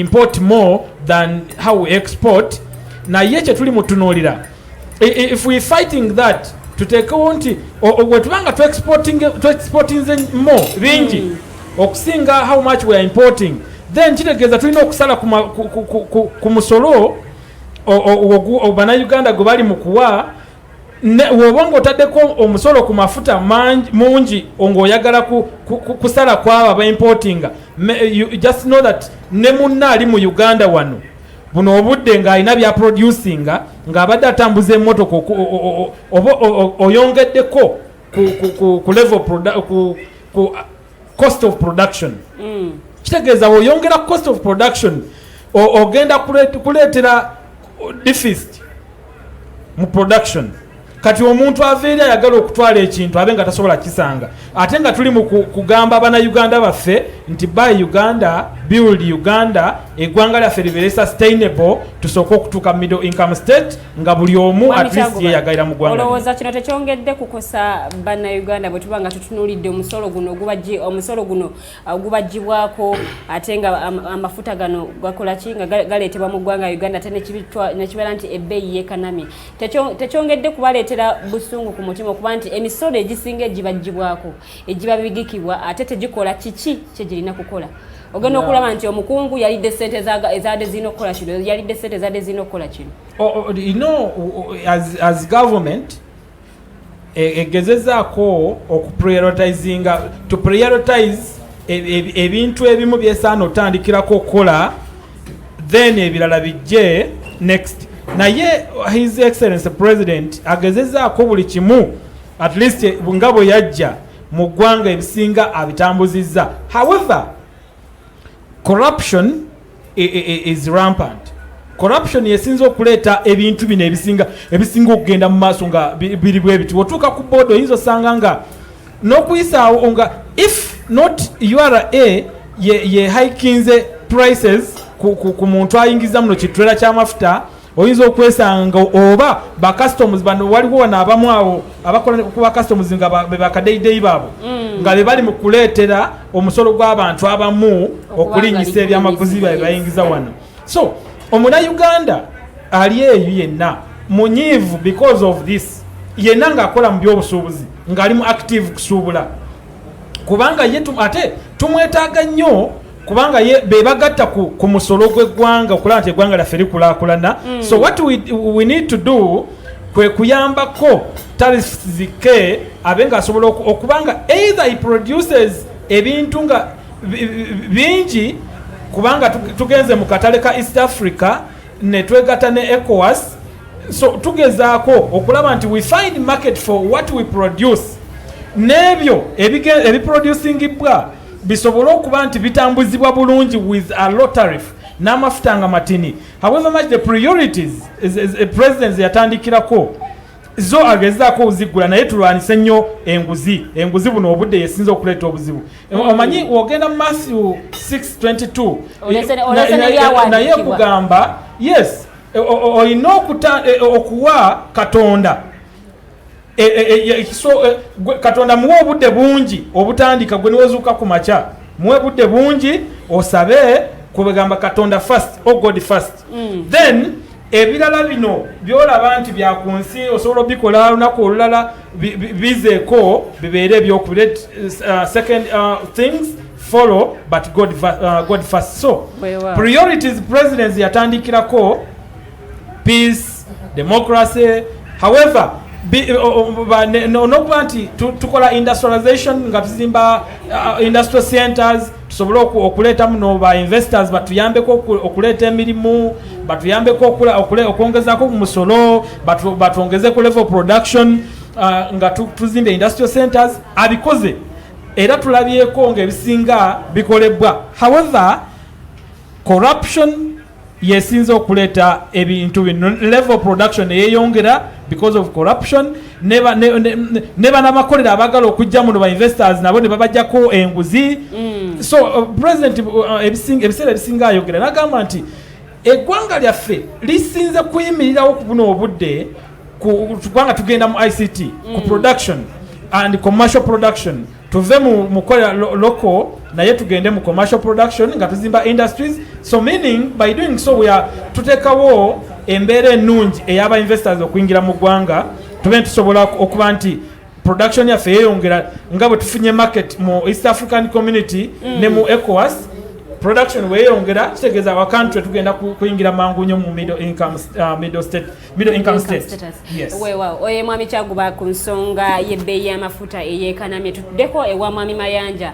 Mwami Mayanja, olowooza kino kigenda kukosa kitya ebyenfuna by'eggwanga okutwaliza awamu? Bwe kiba nti abasuubuzi bakaaba ebbeeyi y'amafuta eri waggulu, kigenda kuviirako emiwendo gy'ebintu mingi nnyo okulinnya. Edda nga ndi mwana muto nawulirizanga church yaba Advent ng'ebuulira ku Saturday, waliwo akayimba ke baayimbanga nti babonaabona nnyo munsi y'ekizikiza abangi ne batamanya ne bakaaba butamanya singa baamanya. Lwaki tobeeranga Bobi Wine okuvulu? Okay, fine. Kuba ennyimba ozimanyi. Ekirungi ekiri mu Uganda nti ebintu bingi weebiri, ebibi n'ebirungi. Era omuntu akola choice. Bw'oba oyagala kaaba, the choice is entirely yours. Ate bw'oba oyagala kaaba wekka, again it's your choice. Bw'oba oyagala to have a peace of mind, era ekyokulondako okimanyi n'ekyokukola okimanyi. Bw'oba oyagala okubeera n'essuubi mu bulamu bwo, era ekyokulondako weekiri. We are excessively blessed that we have choice. Mukyona kyoyagala okukola mu Uganda. Lwaki ndeeta bino? Debate gye twalina last Friday was a debate about ideology. Assertion yange yali nti ideological product ya NRM ya kavuyo. Teri mindful ku bantu ba bulijjo, ku bantu ba wansi. Ate terina pure. What NRM is doing is ideological gambling. Kwata ku kino bwe kikocha kitegezesa kino model yawe, their model, their economic model, which they associate their ideology, teyina we yali ekoze. So njagala nga sinaddamu kibuuzo kyo Robert tukkiriziganye tinga bwe twebaza President Museveni olw'okumalawo abayeekera n'okujjanjaba polio, tumwebaze n'okusuppleteninga enguzi mu Uganda. Tetugenda kwogera ku nguzi azifu enguzi eringa COVID mbu yave ye Tanzania oba South Sudan nejja, so it's not our problem, it's our fault. President Museveni alina wamu yagamba nti enguzi is like HIV. It's a problem of personal conduct. If someone has a large appetite, alya n'aliiramu n'ebitali by'ensonga lwaki ffe luli twabikwetinga n'embizzi zirya ne ziriiramu n'obwana ng'enjala ezirimi. But what am I struggling to draw home? Ti model yammwe efocusinga ku foreign investment. Okusinga local investment. What they don't say is that foreign investment at the cost of the citizen. So if it is foreign development, foreign investor development, it is exploitation to the citizen. Now, bwoba ogenda kusingolinga out item emu amafuta, who is the driver of this sector? Is it Uganda or Ugandans? The answer is no. So mwe mubanga mwasalawo to be more Catholic than the Pope, the NRM wants to be more capitalistic than America, the grandfather of capitalism.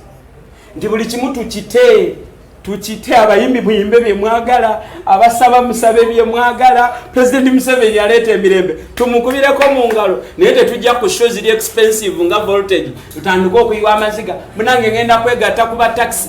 This conversation must start mu spaces za NRM that yadenga tumaze okuliberalizinga, yadenga tukola privatization. There are certain things we must preserve for the wananchi. There are certain things we must preserve for the broader economic objectives. If you want to industrialize, how dare you tax the transport sector? Now, the second akunenya bana abasajja abolinyisiza ebbeeyi y'amafuta nga Uganda tetulina reserve yaffe, tetulina we tuterese mafuta gakweyambisa mu kaseera akakazigizi. Era tukimanyi nti under a pure capitalistic system of operation, economic speculation is a trade. Abasajja bano bataddeko ebitangaaza ne balengera no tuli mu gwakuna mu June tuba tusoma budget. Budgeting process zatandika dda, budget call conference n'ebiringa ebyo. Kati basobola okuprojecting and by June government egenda leeta omusolo bweguti ne bweguti ne bweguti. So before that tax bogo basangayo bayinza okuba bagenda leeta omusolo ku profits zaabwe bo bakafiiremu bagutapinga mu advance. Of course government and the foreign investor. Wanga government eyinza okulevinga by 2%, bo bakinterpretinga with 200 shillings. You understand? Now, fete twali tugamba mu FDC nti fe approach yaffe yandibadde waliwo ebintu government byandyesigaliza alongside with the private sector. Bw'obanga ogambye nti buli muntu wadde oyingira mu business y'okutunda amafuta mu retail, therefore twandibadde ne service stations nga za Uganda government neziyambako okusetinga ki. You cannot leave the prices za essential commodity to the forces of demand and supply. You are going to have a crisis, and the ultimate product is political crisis. Kubanga tax bwe zinaalinya oleda abantu bakalubiriddwa olwa COVID, but it's understandable waliwo pandemic. Teruzira twalinga tukozesa siringi 10,015 katutambulira wakati w'13 kw'enkomenya before this. And of which taxes kitegeeza nti bwe muŋŋamba nti gaalinye kitegeeza nti kati eruzira tugenda tambulira 15,000 less than 3 kilometers 15,000. Now tubadde tukyatenda ente okuwalampa omuti ne batugamba bakomyawo road license, bakikyusiza erinnya esaati bagigyeko ekitogi bagamba eno mpya tebangawo. But I was here and I was an adult and I was conscious bwe baali baleeta value added tax. VAT. first was 26%. Abantu ne bakubakwaka okukerere ne bakiriviewing, but they did not review. Basomesa business community nti si mwe musasula omusolo guno omusolo gwa end user yakola ki mwe mutuyambako buyambi gutu kunganyiza sente zammwe mugenda zifuna wano nga bwe bagu proposing era bwe gukoze eki. But the bit about that was nti you pay after with consumption. Akato ine motoka yo obadde osasula VAT ku mafuta buli bwogiteeka ku luguudo. Ninayo abantu bemanyi nga ine motoka 5 emu etambula omulundi gumu mu mwaka. But by virtue nti mu system gyeziri nti UPK 888 Subaru ya mayanja, UPP motoka 5 Uganda Revenue ebe manja yakakadde buli mwaka. Now fe tubaddeko ne ba economist mu FDC batugamba ti omusolo omulungi tosolozanga misolo 10 ku kintu kimu. This tax is already paying a lot of taxes. Bogula spare parts osasula value added tax. Bogenda ku service station kati tax simanyi tax ekola lutu 10 egene mirundi 10 ku service station, and every time that thing is entered mu your tank osasula ki value added tax. Now I am wondering which sort of economists are advising the government to inform this kind of proposals. Naye njagala kumaliriza kubanga nfe bino tebitwewunyisa mu FDC bino byetusiibako we everyday batusomesa analysis ku government ya Mwami Museveni bwekola kino kitegeeza ki kifiira wa kyabikirawa. Muganda nga yogedde bulungi nti government that accommodated corruption ejja kuleeta emisolo buli lunaku. Very soon they are going to bring a tax on oxygen in air. Owenyinde nene osasula nyingi omwabe nyinde ntonotono nga gwe Katonda kola jababereramu lwansonga nti one tebamanyi kyakozesa sente okujjako okuzejjalabizamu, because when president says it's my money tosobola mubuuza ozikozesa otya. Now a lot of money is lost in the ditches nga abantu bano bejjalabye. Nakugambye kati tolowooza nti amabala magali nze ninayo omunene sijja mwatuukiriza manyi olwaleero naye wenajjanga nkambwadde nja mwatuukiriza. Ebbaala yagipangisa bwogu era nanyini bbaala oli tajulirira because ayina client nga 6 naye is reaping the benefit of a full house thanks to this big person somewhere there. So zino ze sente ze bakozesa ani agenda okusasulira ye common man. Natandise n'akayimba akagamba singa bamanyi, because we have been here for the last 15 years nga tugamba bannayuganda tekibasi kifu n'ebikivaamu byebyo, but there is this proposal fe nga tugamba nti sente zammwe tetugenda zikozesa. One of the reasons why government esaba omusolo omunene, administration costs zeyongedde times 2. Kesi sebadde ne bakansala 3 egenda 298, and the same is true ku local council 3. President Museveni ke yafunye resistance mu Kalulu agenda kwetaaga patronage fund times 2. Sente y'omuwi w'omusolo enaakomadde okubeera nga ekozesebwa mu bintu ebitagasa. Tutunuulire enguudo ezikolebwa mu kugoberera abayimbi ababayimbira ebyekisiru nga mutamidde ne mutandika okubanja rights zammwe ng'aba citizen. That is when it will end. But as long as mwe mukyamali mutugirewo taxes ku data tusobole okulaba winning nudes, then the thieves will organize to steal you more. But and for me, I lost sympathy. Enguudo z'omu kibuga Kampala zijjudde ebinnya. Yes. Omuntu ono avuga ekidduka kyagenda sasula emitwalo gy'abiri ng'avuga mu makubo ag'ebinnya. Singoyita ku Portobello Road n'olaba Katemba basala ekiraka naye neke baleseewo nako kasaana ekiraka waliwo ebinnya naye basaze ekiraka bulungi nnyo bajjuzaawo ettaka. Kati enkuba yatonnye ettaka lyatandise okulukuta livuddewo. It's because abakozesa oluguudo olwo tebamanyi musolo gwe basasula wano. Tebetaaga na kumanya gukola ddi era gukola wa, because I would expect aba taxi nga tebannayogera kintu kyonna bandikutaddeko taxi ku stage ne baziparkinga mu luguudo akati nga bagamba tetwagala na biraka, twagala luguudo olupya, because every time emmotoka eno weyita ku luguudo luno it's what we pay for. Naye bali luddawa our power people power nabawuliddeko mate tugenda kubanja obulamu bwa Kabaka Joli Museveni yabugaba. No, as long as the citizens are that docile The thieves will always organize. Ababbi batudde Mutebira ina meeting kati. Banonya commissioner w'omusolo guno gwe bakomyawo kuba guno musolo mukadde. Road license musolo mukadde. Now, the Uganda Revenue is expanding. Bazimbe ekizimbe ekiwanvu. Si kya kutwanguyiza. Naye buli balimbyawo omusolo omupya oyo commissioner.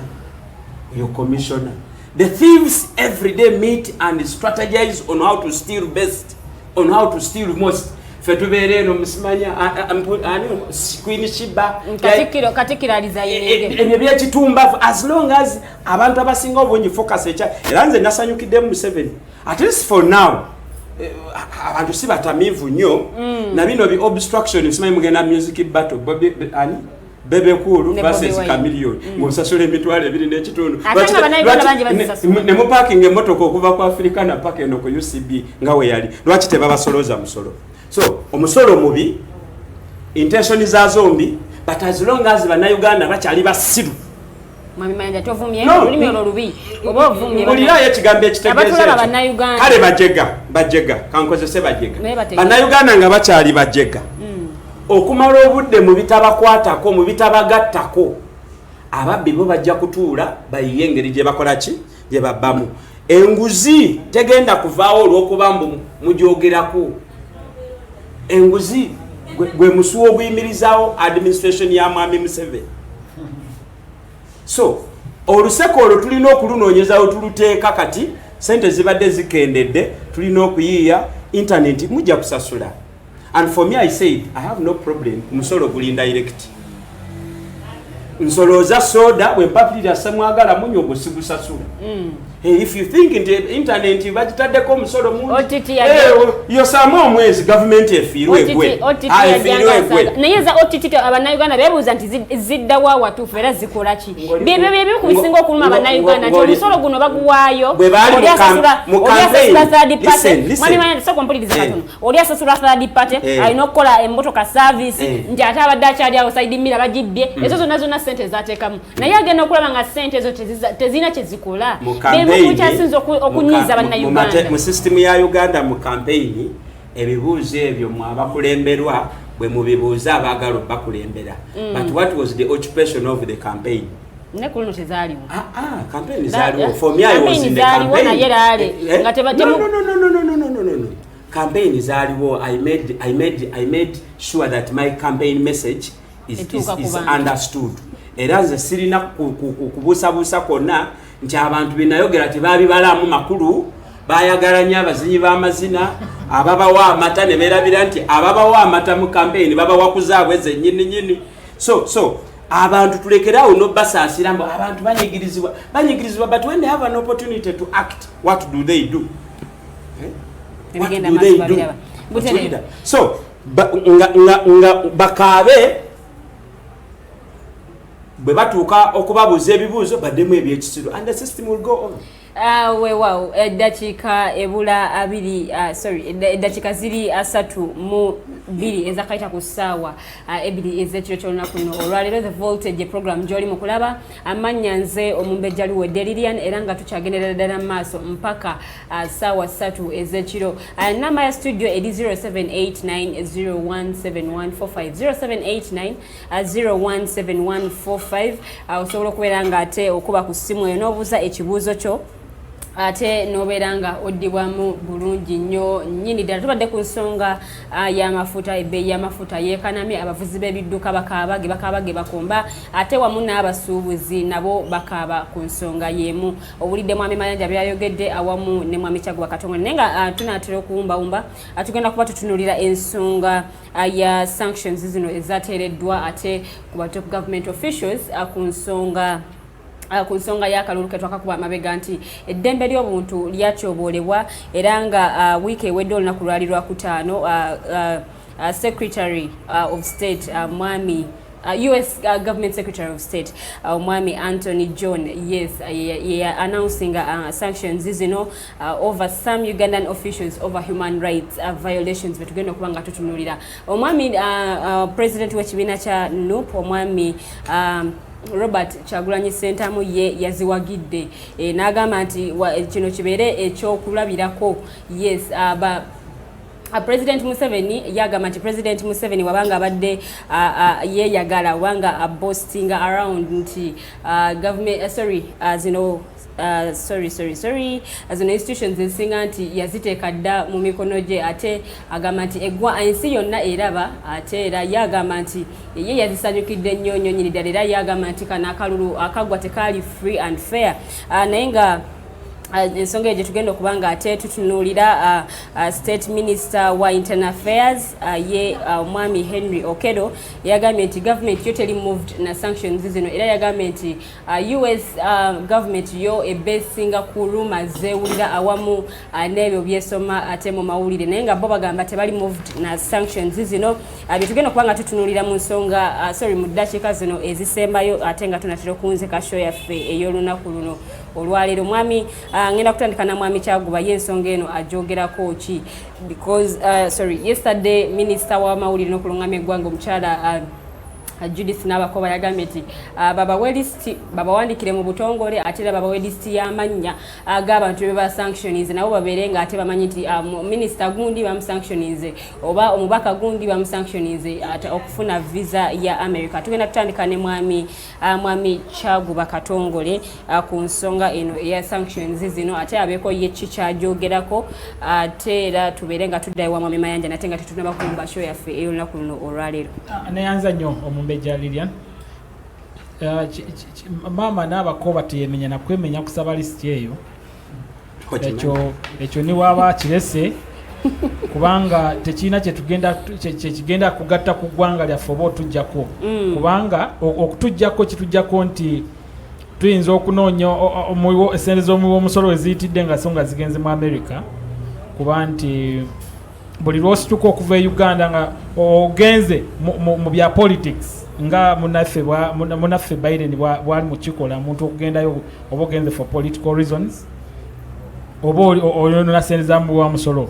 Therefore muganda wange maama wange n'abakoba ekyo kiveeko ate His Excellency the late Magufuli ye yali ataddewo n'embeera nti teri muntu kusituka kuva mu nsi ye kugenda mu nsi ndala kubanga n'obujjanjabi bali bamaze obutereezaamu mu nsi yaabwe.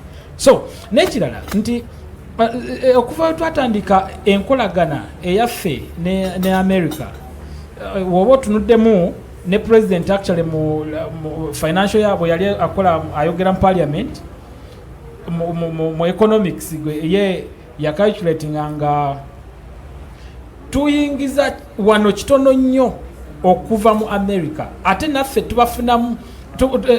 tubafunamu kitono nnyo mu nsi yaabwe ate bo okusinga banyunyunta ffe naye ffe tubafunamu kitono nnyo ate EU yo Bungereza tugifunamu kinene okusinga kye tufuna mu America. Singa Bungereza ebadde ekikoze nsuubira nali baddemu n'okutya kubanga tuli bagundi baabwe protectorate naye singa Britain si yatucolonizing maybe twali baddemu n'ogamba nti oba America naye ekirungi tukimanyi we are a British colony so America webanga yataddewo envumbo zaayo mwabo bemanyi that is okay. Eggwanga lyaffe twetaaga okuba nti esente ezo zikola ku malwaliro zikola ku nguudo zikola ku birala naye ba honorables ne ba minister benjalo wadde beyagala nnyo nafulumako n'agendako mu America nebekubera ebifaananyi nekugane bulamu nebabanyumira n'omukulembeze omu yali ayambadde na short MP waffe n'agamba nali nvudde mu kwambala short kubanga mwali munjogerera nnyo naye kati mbawonye tebamugeya so sente zaffe ez'omuwi w'omusolo ezaligenze mu abo ababadde bagenda mu America let us invest that money in Uganda nga tumaze okujjako kigenda kukosa enkolagana ya Uganda wamu n'eggwanga lino eri America.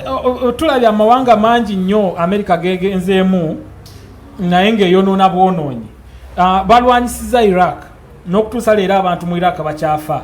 Balwanyisiza Libya n'okutuusa leero abantu mu Libya bafa. Balwanyisiza even wano Ahmed Morsi mu Egypt. The president bamulonda bulungi abantu ne bamukubako akalu n'awangula America nevaayo nemulwanisa abantu ne babajjako eddembe lyabwe bwebanga olwokuba nti balonda akalulu. Now amawanga bwe gatyo gafunye insurgencies right now because of one country. Sorry. Mu America wano jo wabaddewo batugamba nti ffe omwaffe no ekireeta obuzibu kubanga akalulu twakonductinga bubi naye batufunire ekigambo bo bafuula nti bebamanye nnyo democracy bafunewo ekigambo ekirala ekisinga free and fair election. Okiriza nti akalulu kano kali free and fair? No, yes. Era ekirala America bo tulabye wano jojuzi nga bali mu kuyombagana ne Russia n'abantu bangi abafudde mu America mu kalulu ka Biden ne Trump. Kati bo bagamba nti they are change agent be basinga okumanya democracy in the world. Lwaki abantu babakuba amasasi mu kalulu kabo olwokuba nti baali bawagira Trump ne babakuba amasasi obutawagira Biden. So basajja bakulu abali mu America ne president waabwe, let them concentrate kubanga ne waabwe eri abaavu. Let them concentrate on their natives, on their citizens. Bave ku ggwanga lya Uganda ekyo kyo wanidde nasitukako neifaani kwebiri nasitukako nengenda ku American Embassy nembagamba please what you doing nga wakyaliwo oli omukyala, what you doing is not right. Uganda ensi eyeetongodde era is being a sovereign state buli kimu ekyaffe tukyemaliranga bana Uganda. Mwe mugamba nti mwe omumanye nnyo democracy. For us we practice the democracy that you think you best of.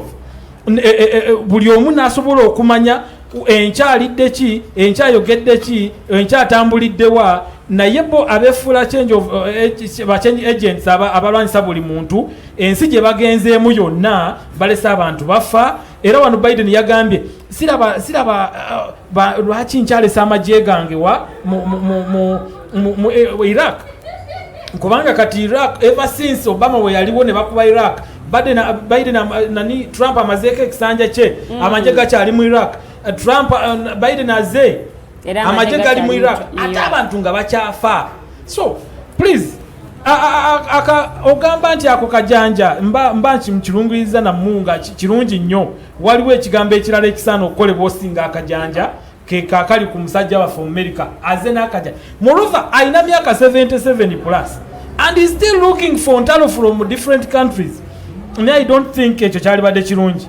So concentrate on your citizens. Abantu bakume mukole oli bwaga nti bano sibeetaaga wange abasaba lutalo. No, nze kyentegeeza kikino ate ffe twetaagayo kyebwabwe.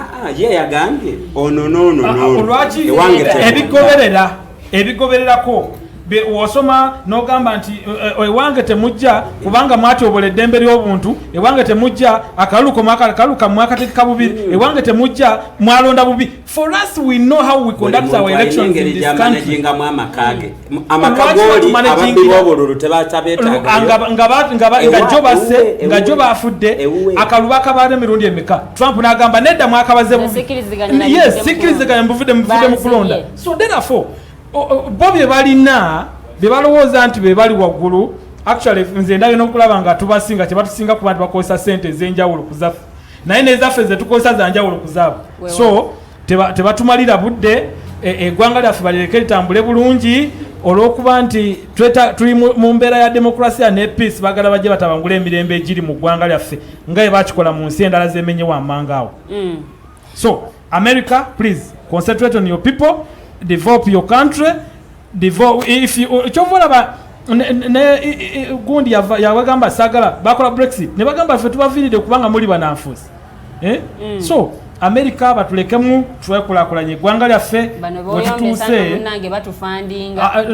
Batufandinga kinene. President mu 2019 yayogera n'agamba ngenda kuteesa ne gundi wa Cameroon wa UK.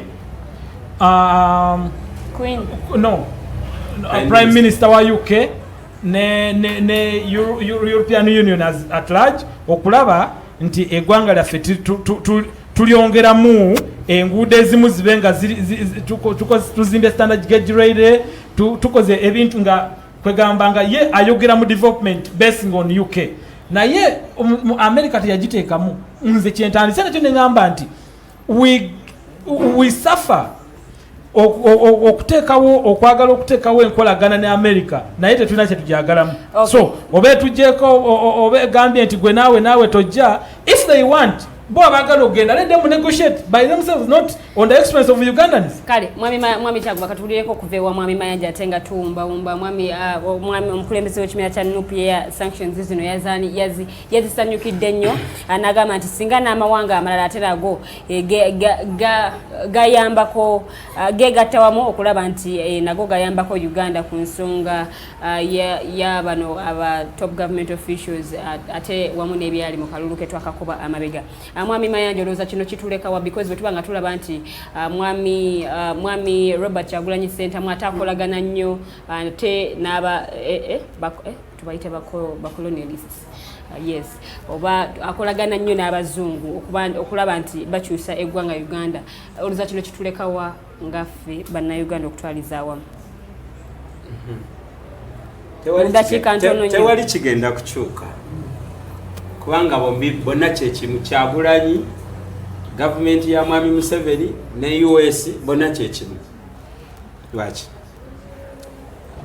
United States of America the big policemen the godfathers ne muganzi waayo United Kingdom oligo yayise colonial master wamu bombi balimba ensi ne bagenda Iraq nga bagamba Saddam Hussein alina weapons of mass destruction ne tukuba mu ngalo ne tubawerekera paka Iraq bwe bamala okusuula Saddam Hussein ensi ne babuuza byebyokulwanyisa ebya mass destruction tubirabako ddi ekyaddirirwa Bush kugobwa mu buswavu ne Prime Minister w'Ebungereza yaliko ekiseera ekyo mukobaana eryo y'omu ku bantu abakyasinze okusekererwa bwe bagenda mu global forums. So by this alone America teina moral authority kulecturinga nsi yonna about human rights. Nebi nate tubyogera mpola kubanga ffe baani ababuuza abantu abalina ssente. Government ya Uganda on the other side by this foundation America teina moral authority kutandika kubuuza nnyo Uganda ku bya human rights kubba kwa kalulu n'ebiringa ebyo. Naye ne government ya Uganda bwevaamu abakinagguka mbono yasinzidde ku media reports zendowooza nti baswadde basonga olugalo mu America naye luno olusinga obunene lusonga mu bo lwa nsonga. Senga Mayanja tosobola kunnyumiza nti omuntu alina a full-fledged mission eri wano ekabalagala kyasinziira ku media reports zokka. I am privileged to know ezimu ku mirimu egikolebwa ku American Embassy bakola ebintu bingi nnyo.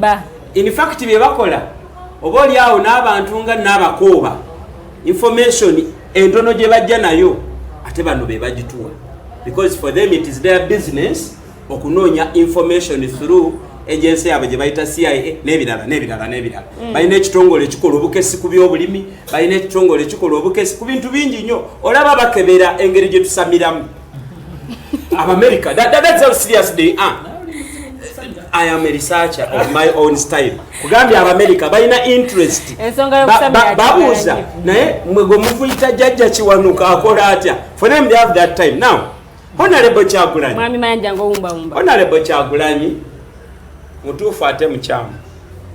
Mutuufu kubanga ye orientation ye ayinamu okwolesebwa nti Abamerika at one time bajja mu deliveryinga. Naye abuuze Besigye n'abalala ababadde batambulira mu ekyo. Bino ebigamba Amerika ebyogera buli lunaku era ebyogera buli ssaawa. Naye ekigenda okuleeta Amerika okubaako ekiri serious kyekola Kyagulanyi alina kusooka okutegeera US interest mu Uganda both political and economic, and how does it spill over to the Great Lakes region and the continent of Africa. Nga tonategeera wano ebigambo bya America byekola offhandedly bijja kufunira bijja ku drawing sa conclusion ekyama Mwami Mayanja sibula maliriza sebo mwami Kyaguba UPDF tesobola kola byekola yonna gyekoze nga teyina US mugongo era Uganda government tesobola kuyimirira without IMF and World Bank. If you are disregarding them, go and find out the contribution of the US government to the IMF and the World Bank. Era Uganda government enegenzo tukemanga egamba mbafe tetulikebedde ne World Health Organization egambi dungi mugeme. Who is the biggest funder of the World Health Organization? Jetusaba vaccine. So you cannot disregard America. America, you get the America unless if you are not conscious about America nengeri gyezannyamu ebintu byayo its role. Goyinza okuba otunulira mbu tetuyamba nnyo we are trading. No, let me tell you, baba waniridde naddala eno government yammwe it can't do without the United States of America. Mwami Mayanja sibula abatulaba. So ngamaliriza nze njagala omanyi Kyagulanyi bwayogera and n'abakoba n'ayogera waliwo omulala sijja mwogera. They excite the public. Osanga abantu mu taxi park nga baka wamuwulidde fada yagambe kati kaweddemu era nga we byali ku meeri simanya biki. Kyagulanyi is taking Ugandans for the ride. Yandibadde kati asusumyeko mu ndaba ye ebintu bino ebya America byayogedde togenda kuwulira Mugisha muntu ng'abikomentingako because they know. Tojja kuwulira Nobert Mao ng'abyogera because they know. So is message. Bulanga bye bino European Union eze wa Kyagulanyi abantu ne bajuza Facebook kasita bano bazze kaweddemu. Abana Uganda Kyagulanyi bayogera nabo ntitwala nti be bagala okwenunula. Kachiwulira okwenunula kwamwe tekugenda kujja because of America ejja luvanyuma omulimu omunene mwe mugwekolera. Maliriza na kano Kyaguba, we are not going to relate Libya ne Uganda. Ekifaananyi kye Libya tutegeddeko bitono. We are only commenting on 3%. The bigger story is not said. Eyo Libya gyoliko yalina conflict y'abantu abategeye ebomu mu nnyonyi. That's where this conflict starts from. It's not because Gaddafi human rights no bingi bye nagambi American interest both political and economic. Wow. Oye Mwami Mayanja twayanza tuyanzege Mwami Kyaguba sibula nate abatulaba obudde butuweddeko.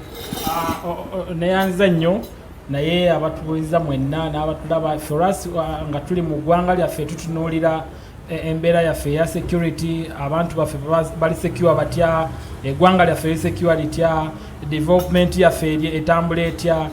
So ebyo byonna bwobigatta teweetaaga muntu mulala kuyingirira mu nkulaakulana na mu peace na mu security eggwanga gye lirimu. Ebyo happenings mu mawanga agasinga obungi bireseewo emizogobanyo mingi nnyo oba mwalimu entalo zaabwe oba temwali ne balonda omukulembeze. So please nze kyengamba we are still okay with our democracy, we still okay with our peace, we still okay with the government and the governance, and we are still okay with the rate at which our country is developing. Naye waliwo omuntu omu yagamba it is a mistake to think that time is going. No, time is not going. Time is here to stay, but it's you who is going. Time is here till the world ends. Naye gwe you grow and die, so you leave the time here. So you don't need to waste your time. If you don't do that, meaning that yourself is infinite. If you waste your time, you are finite. Therefore, what you need to do, it's you to take charge, take yourself, arrange yourself, know what you want, and after knowing what you want, you must use your time better so that you don't expire. May you have a blessed week. May God bless you. Stay nga mukola ate nga mubeera abawulize okumanya gwe kennyini nga weetangira mugende mwejjanjabe covid.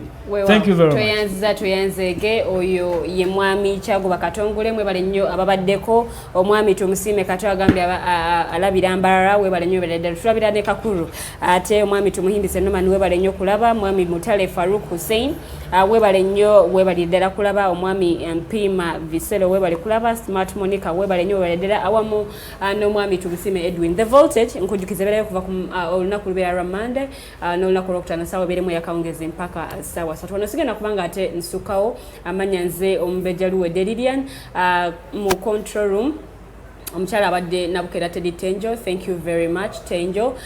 Thank you very much omwami Jeremiah Muchibi ate wamu n'omwami Rogers Tuyahabwe omukyala Elizabeth Musitu asikwerabidde awamu ne management yonna mwebale nnyo mwebale ddala mukyala Farida Bikobere omwami Mukose Arnold Anthony mwebale nnyo mwebale ddala ate nammwe ababaddeko webale nnyo mwami Mayaja Robert awamu ne mwami Kyaguba obudde bwe muwaayo kubanga ate muteeka ettofaali ku ggwanga Uganda. Tusinkane omulundi ogujja ate musule bulungi mweraba.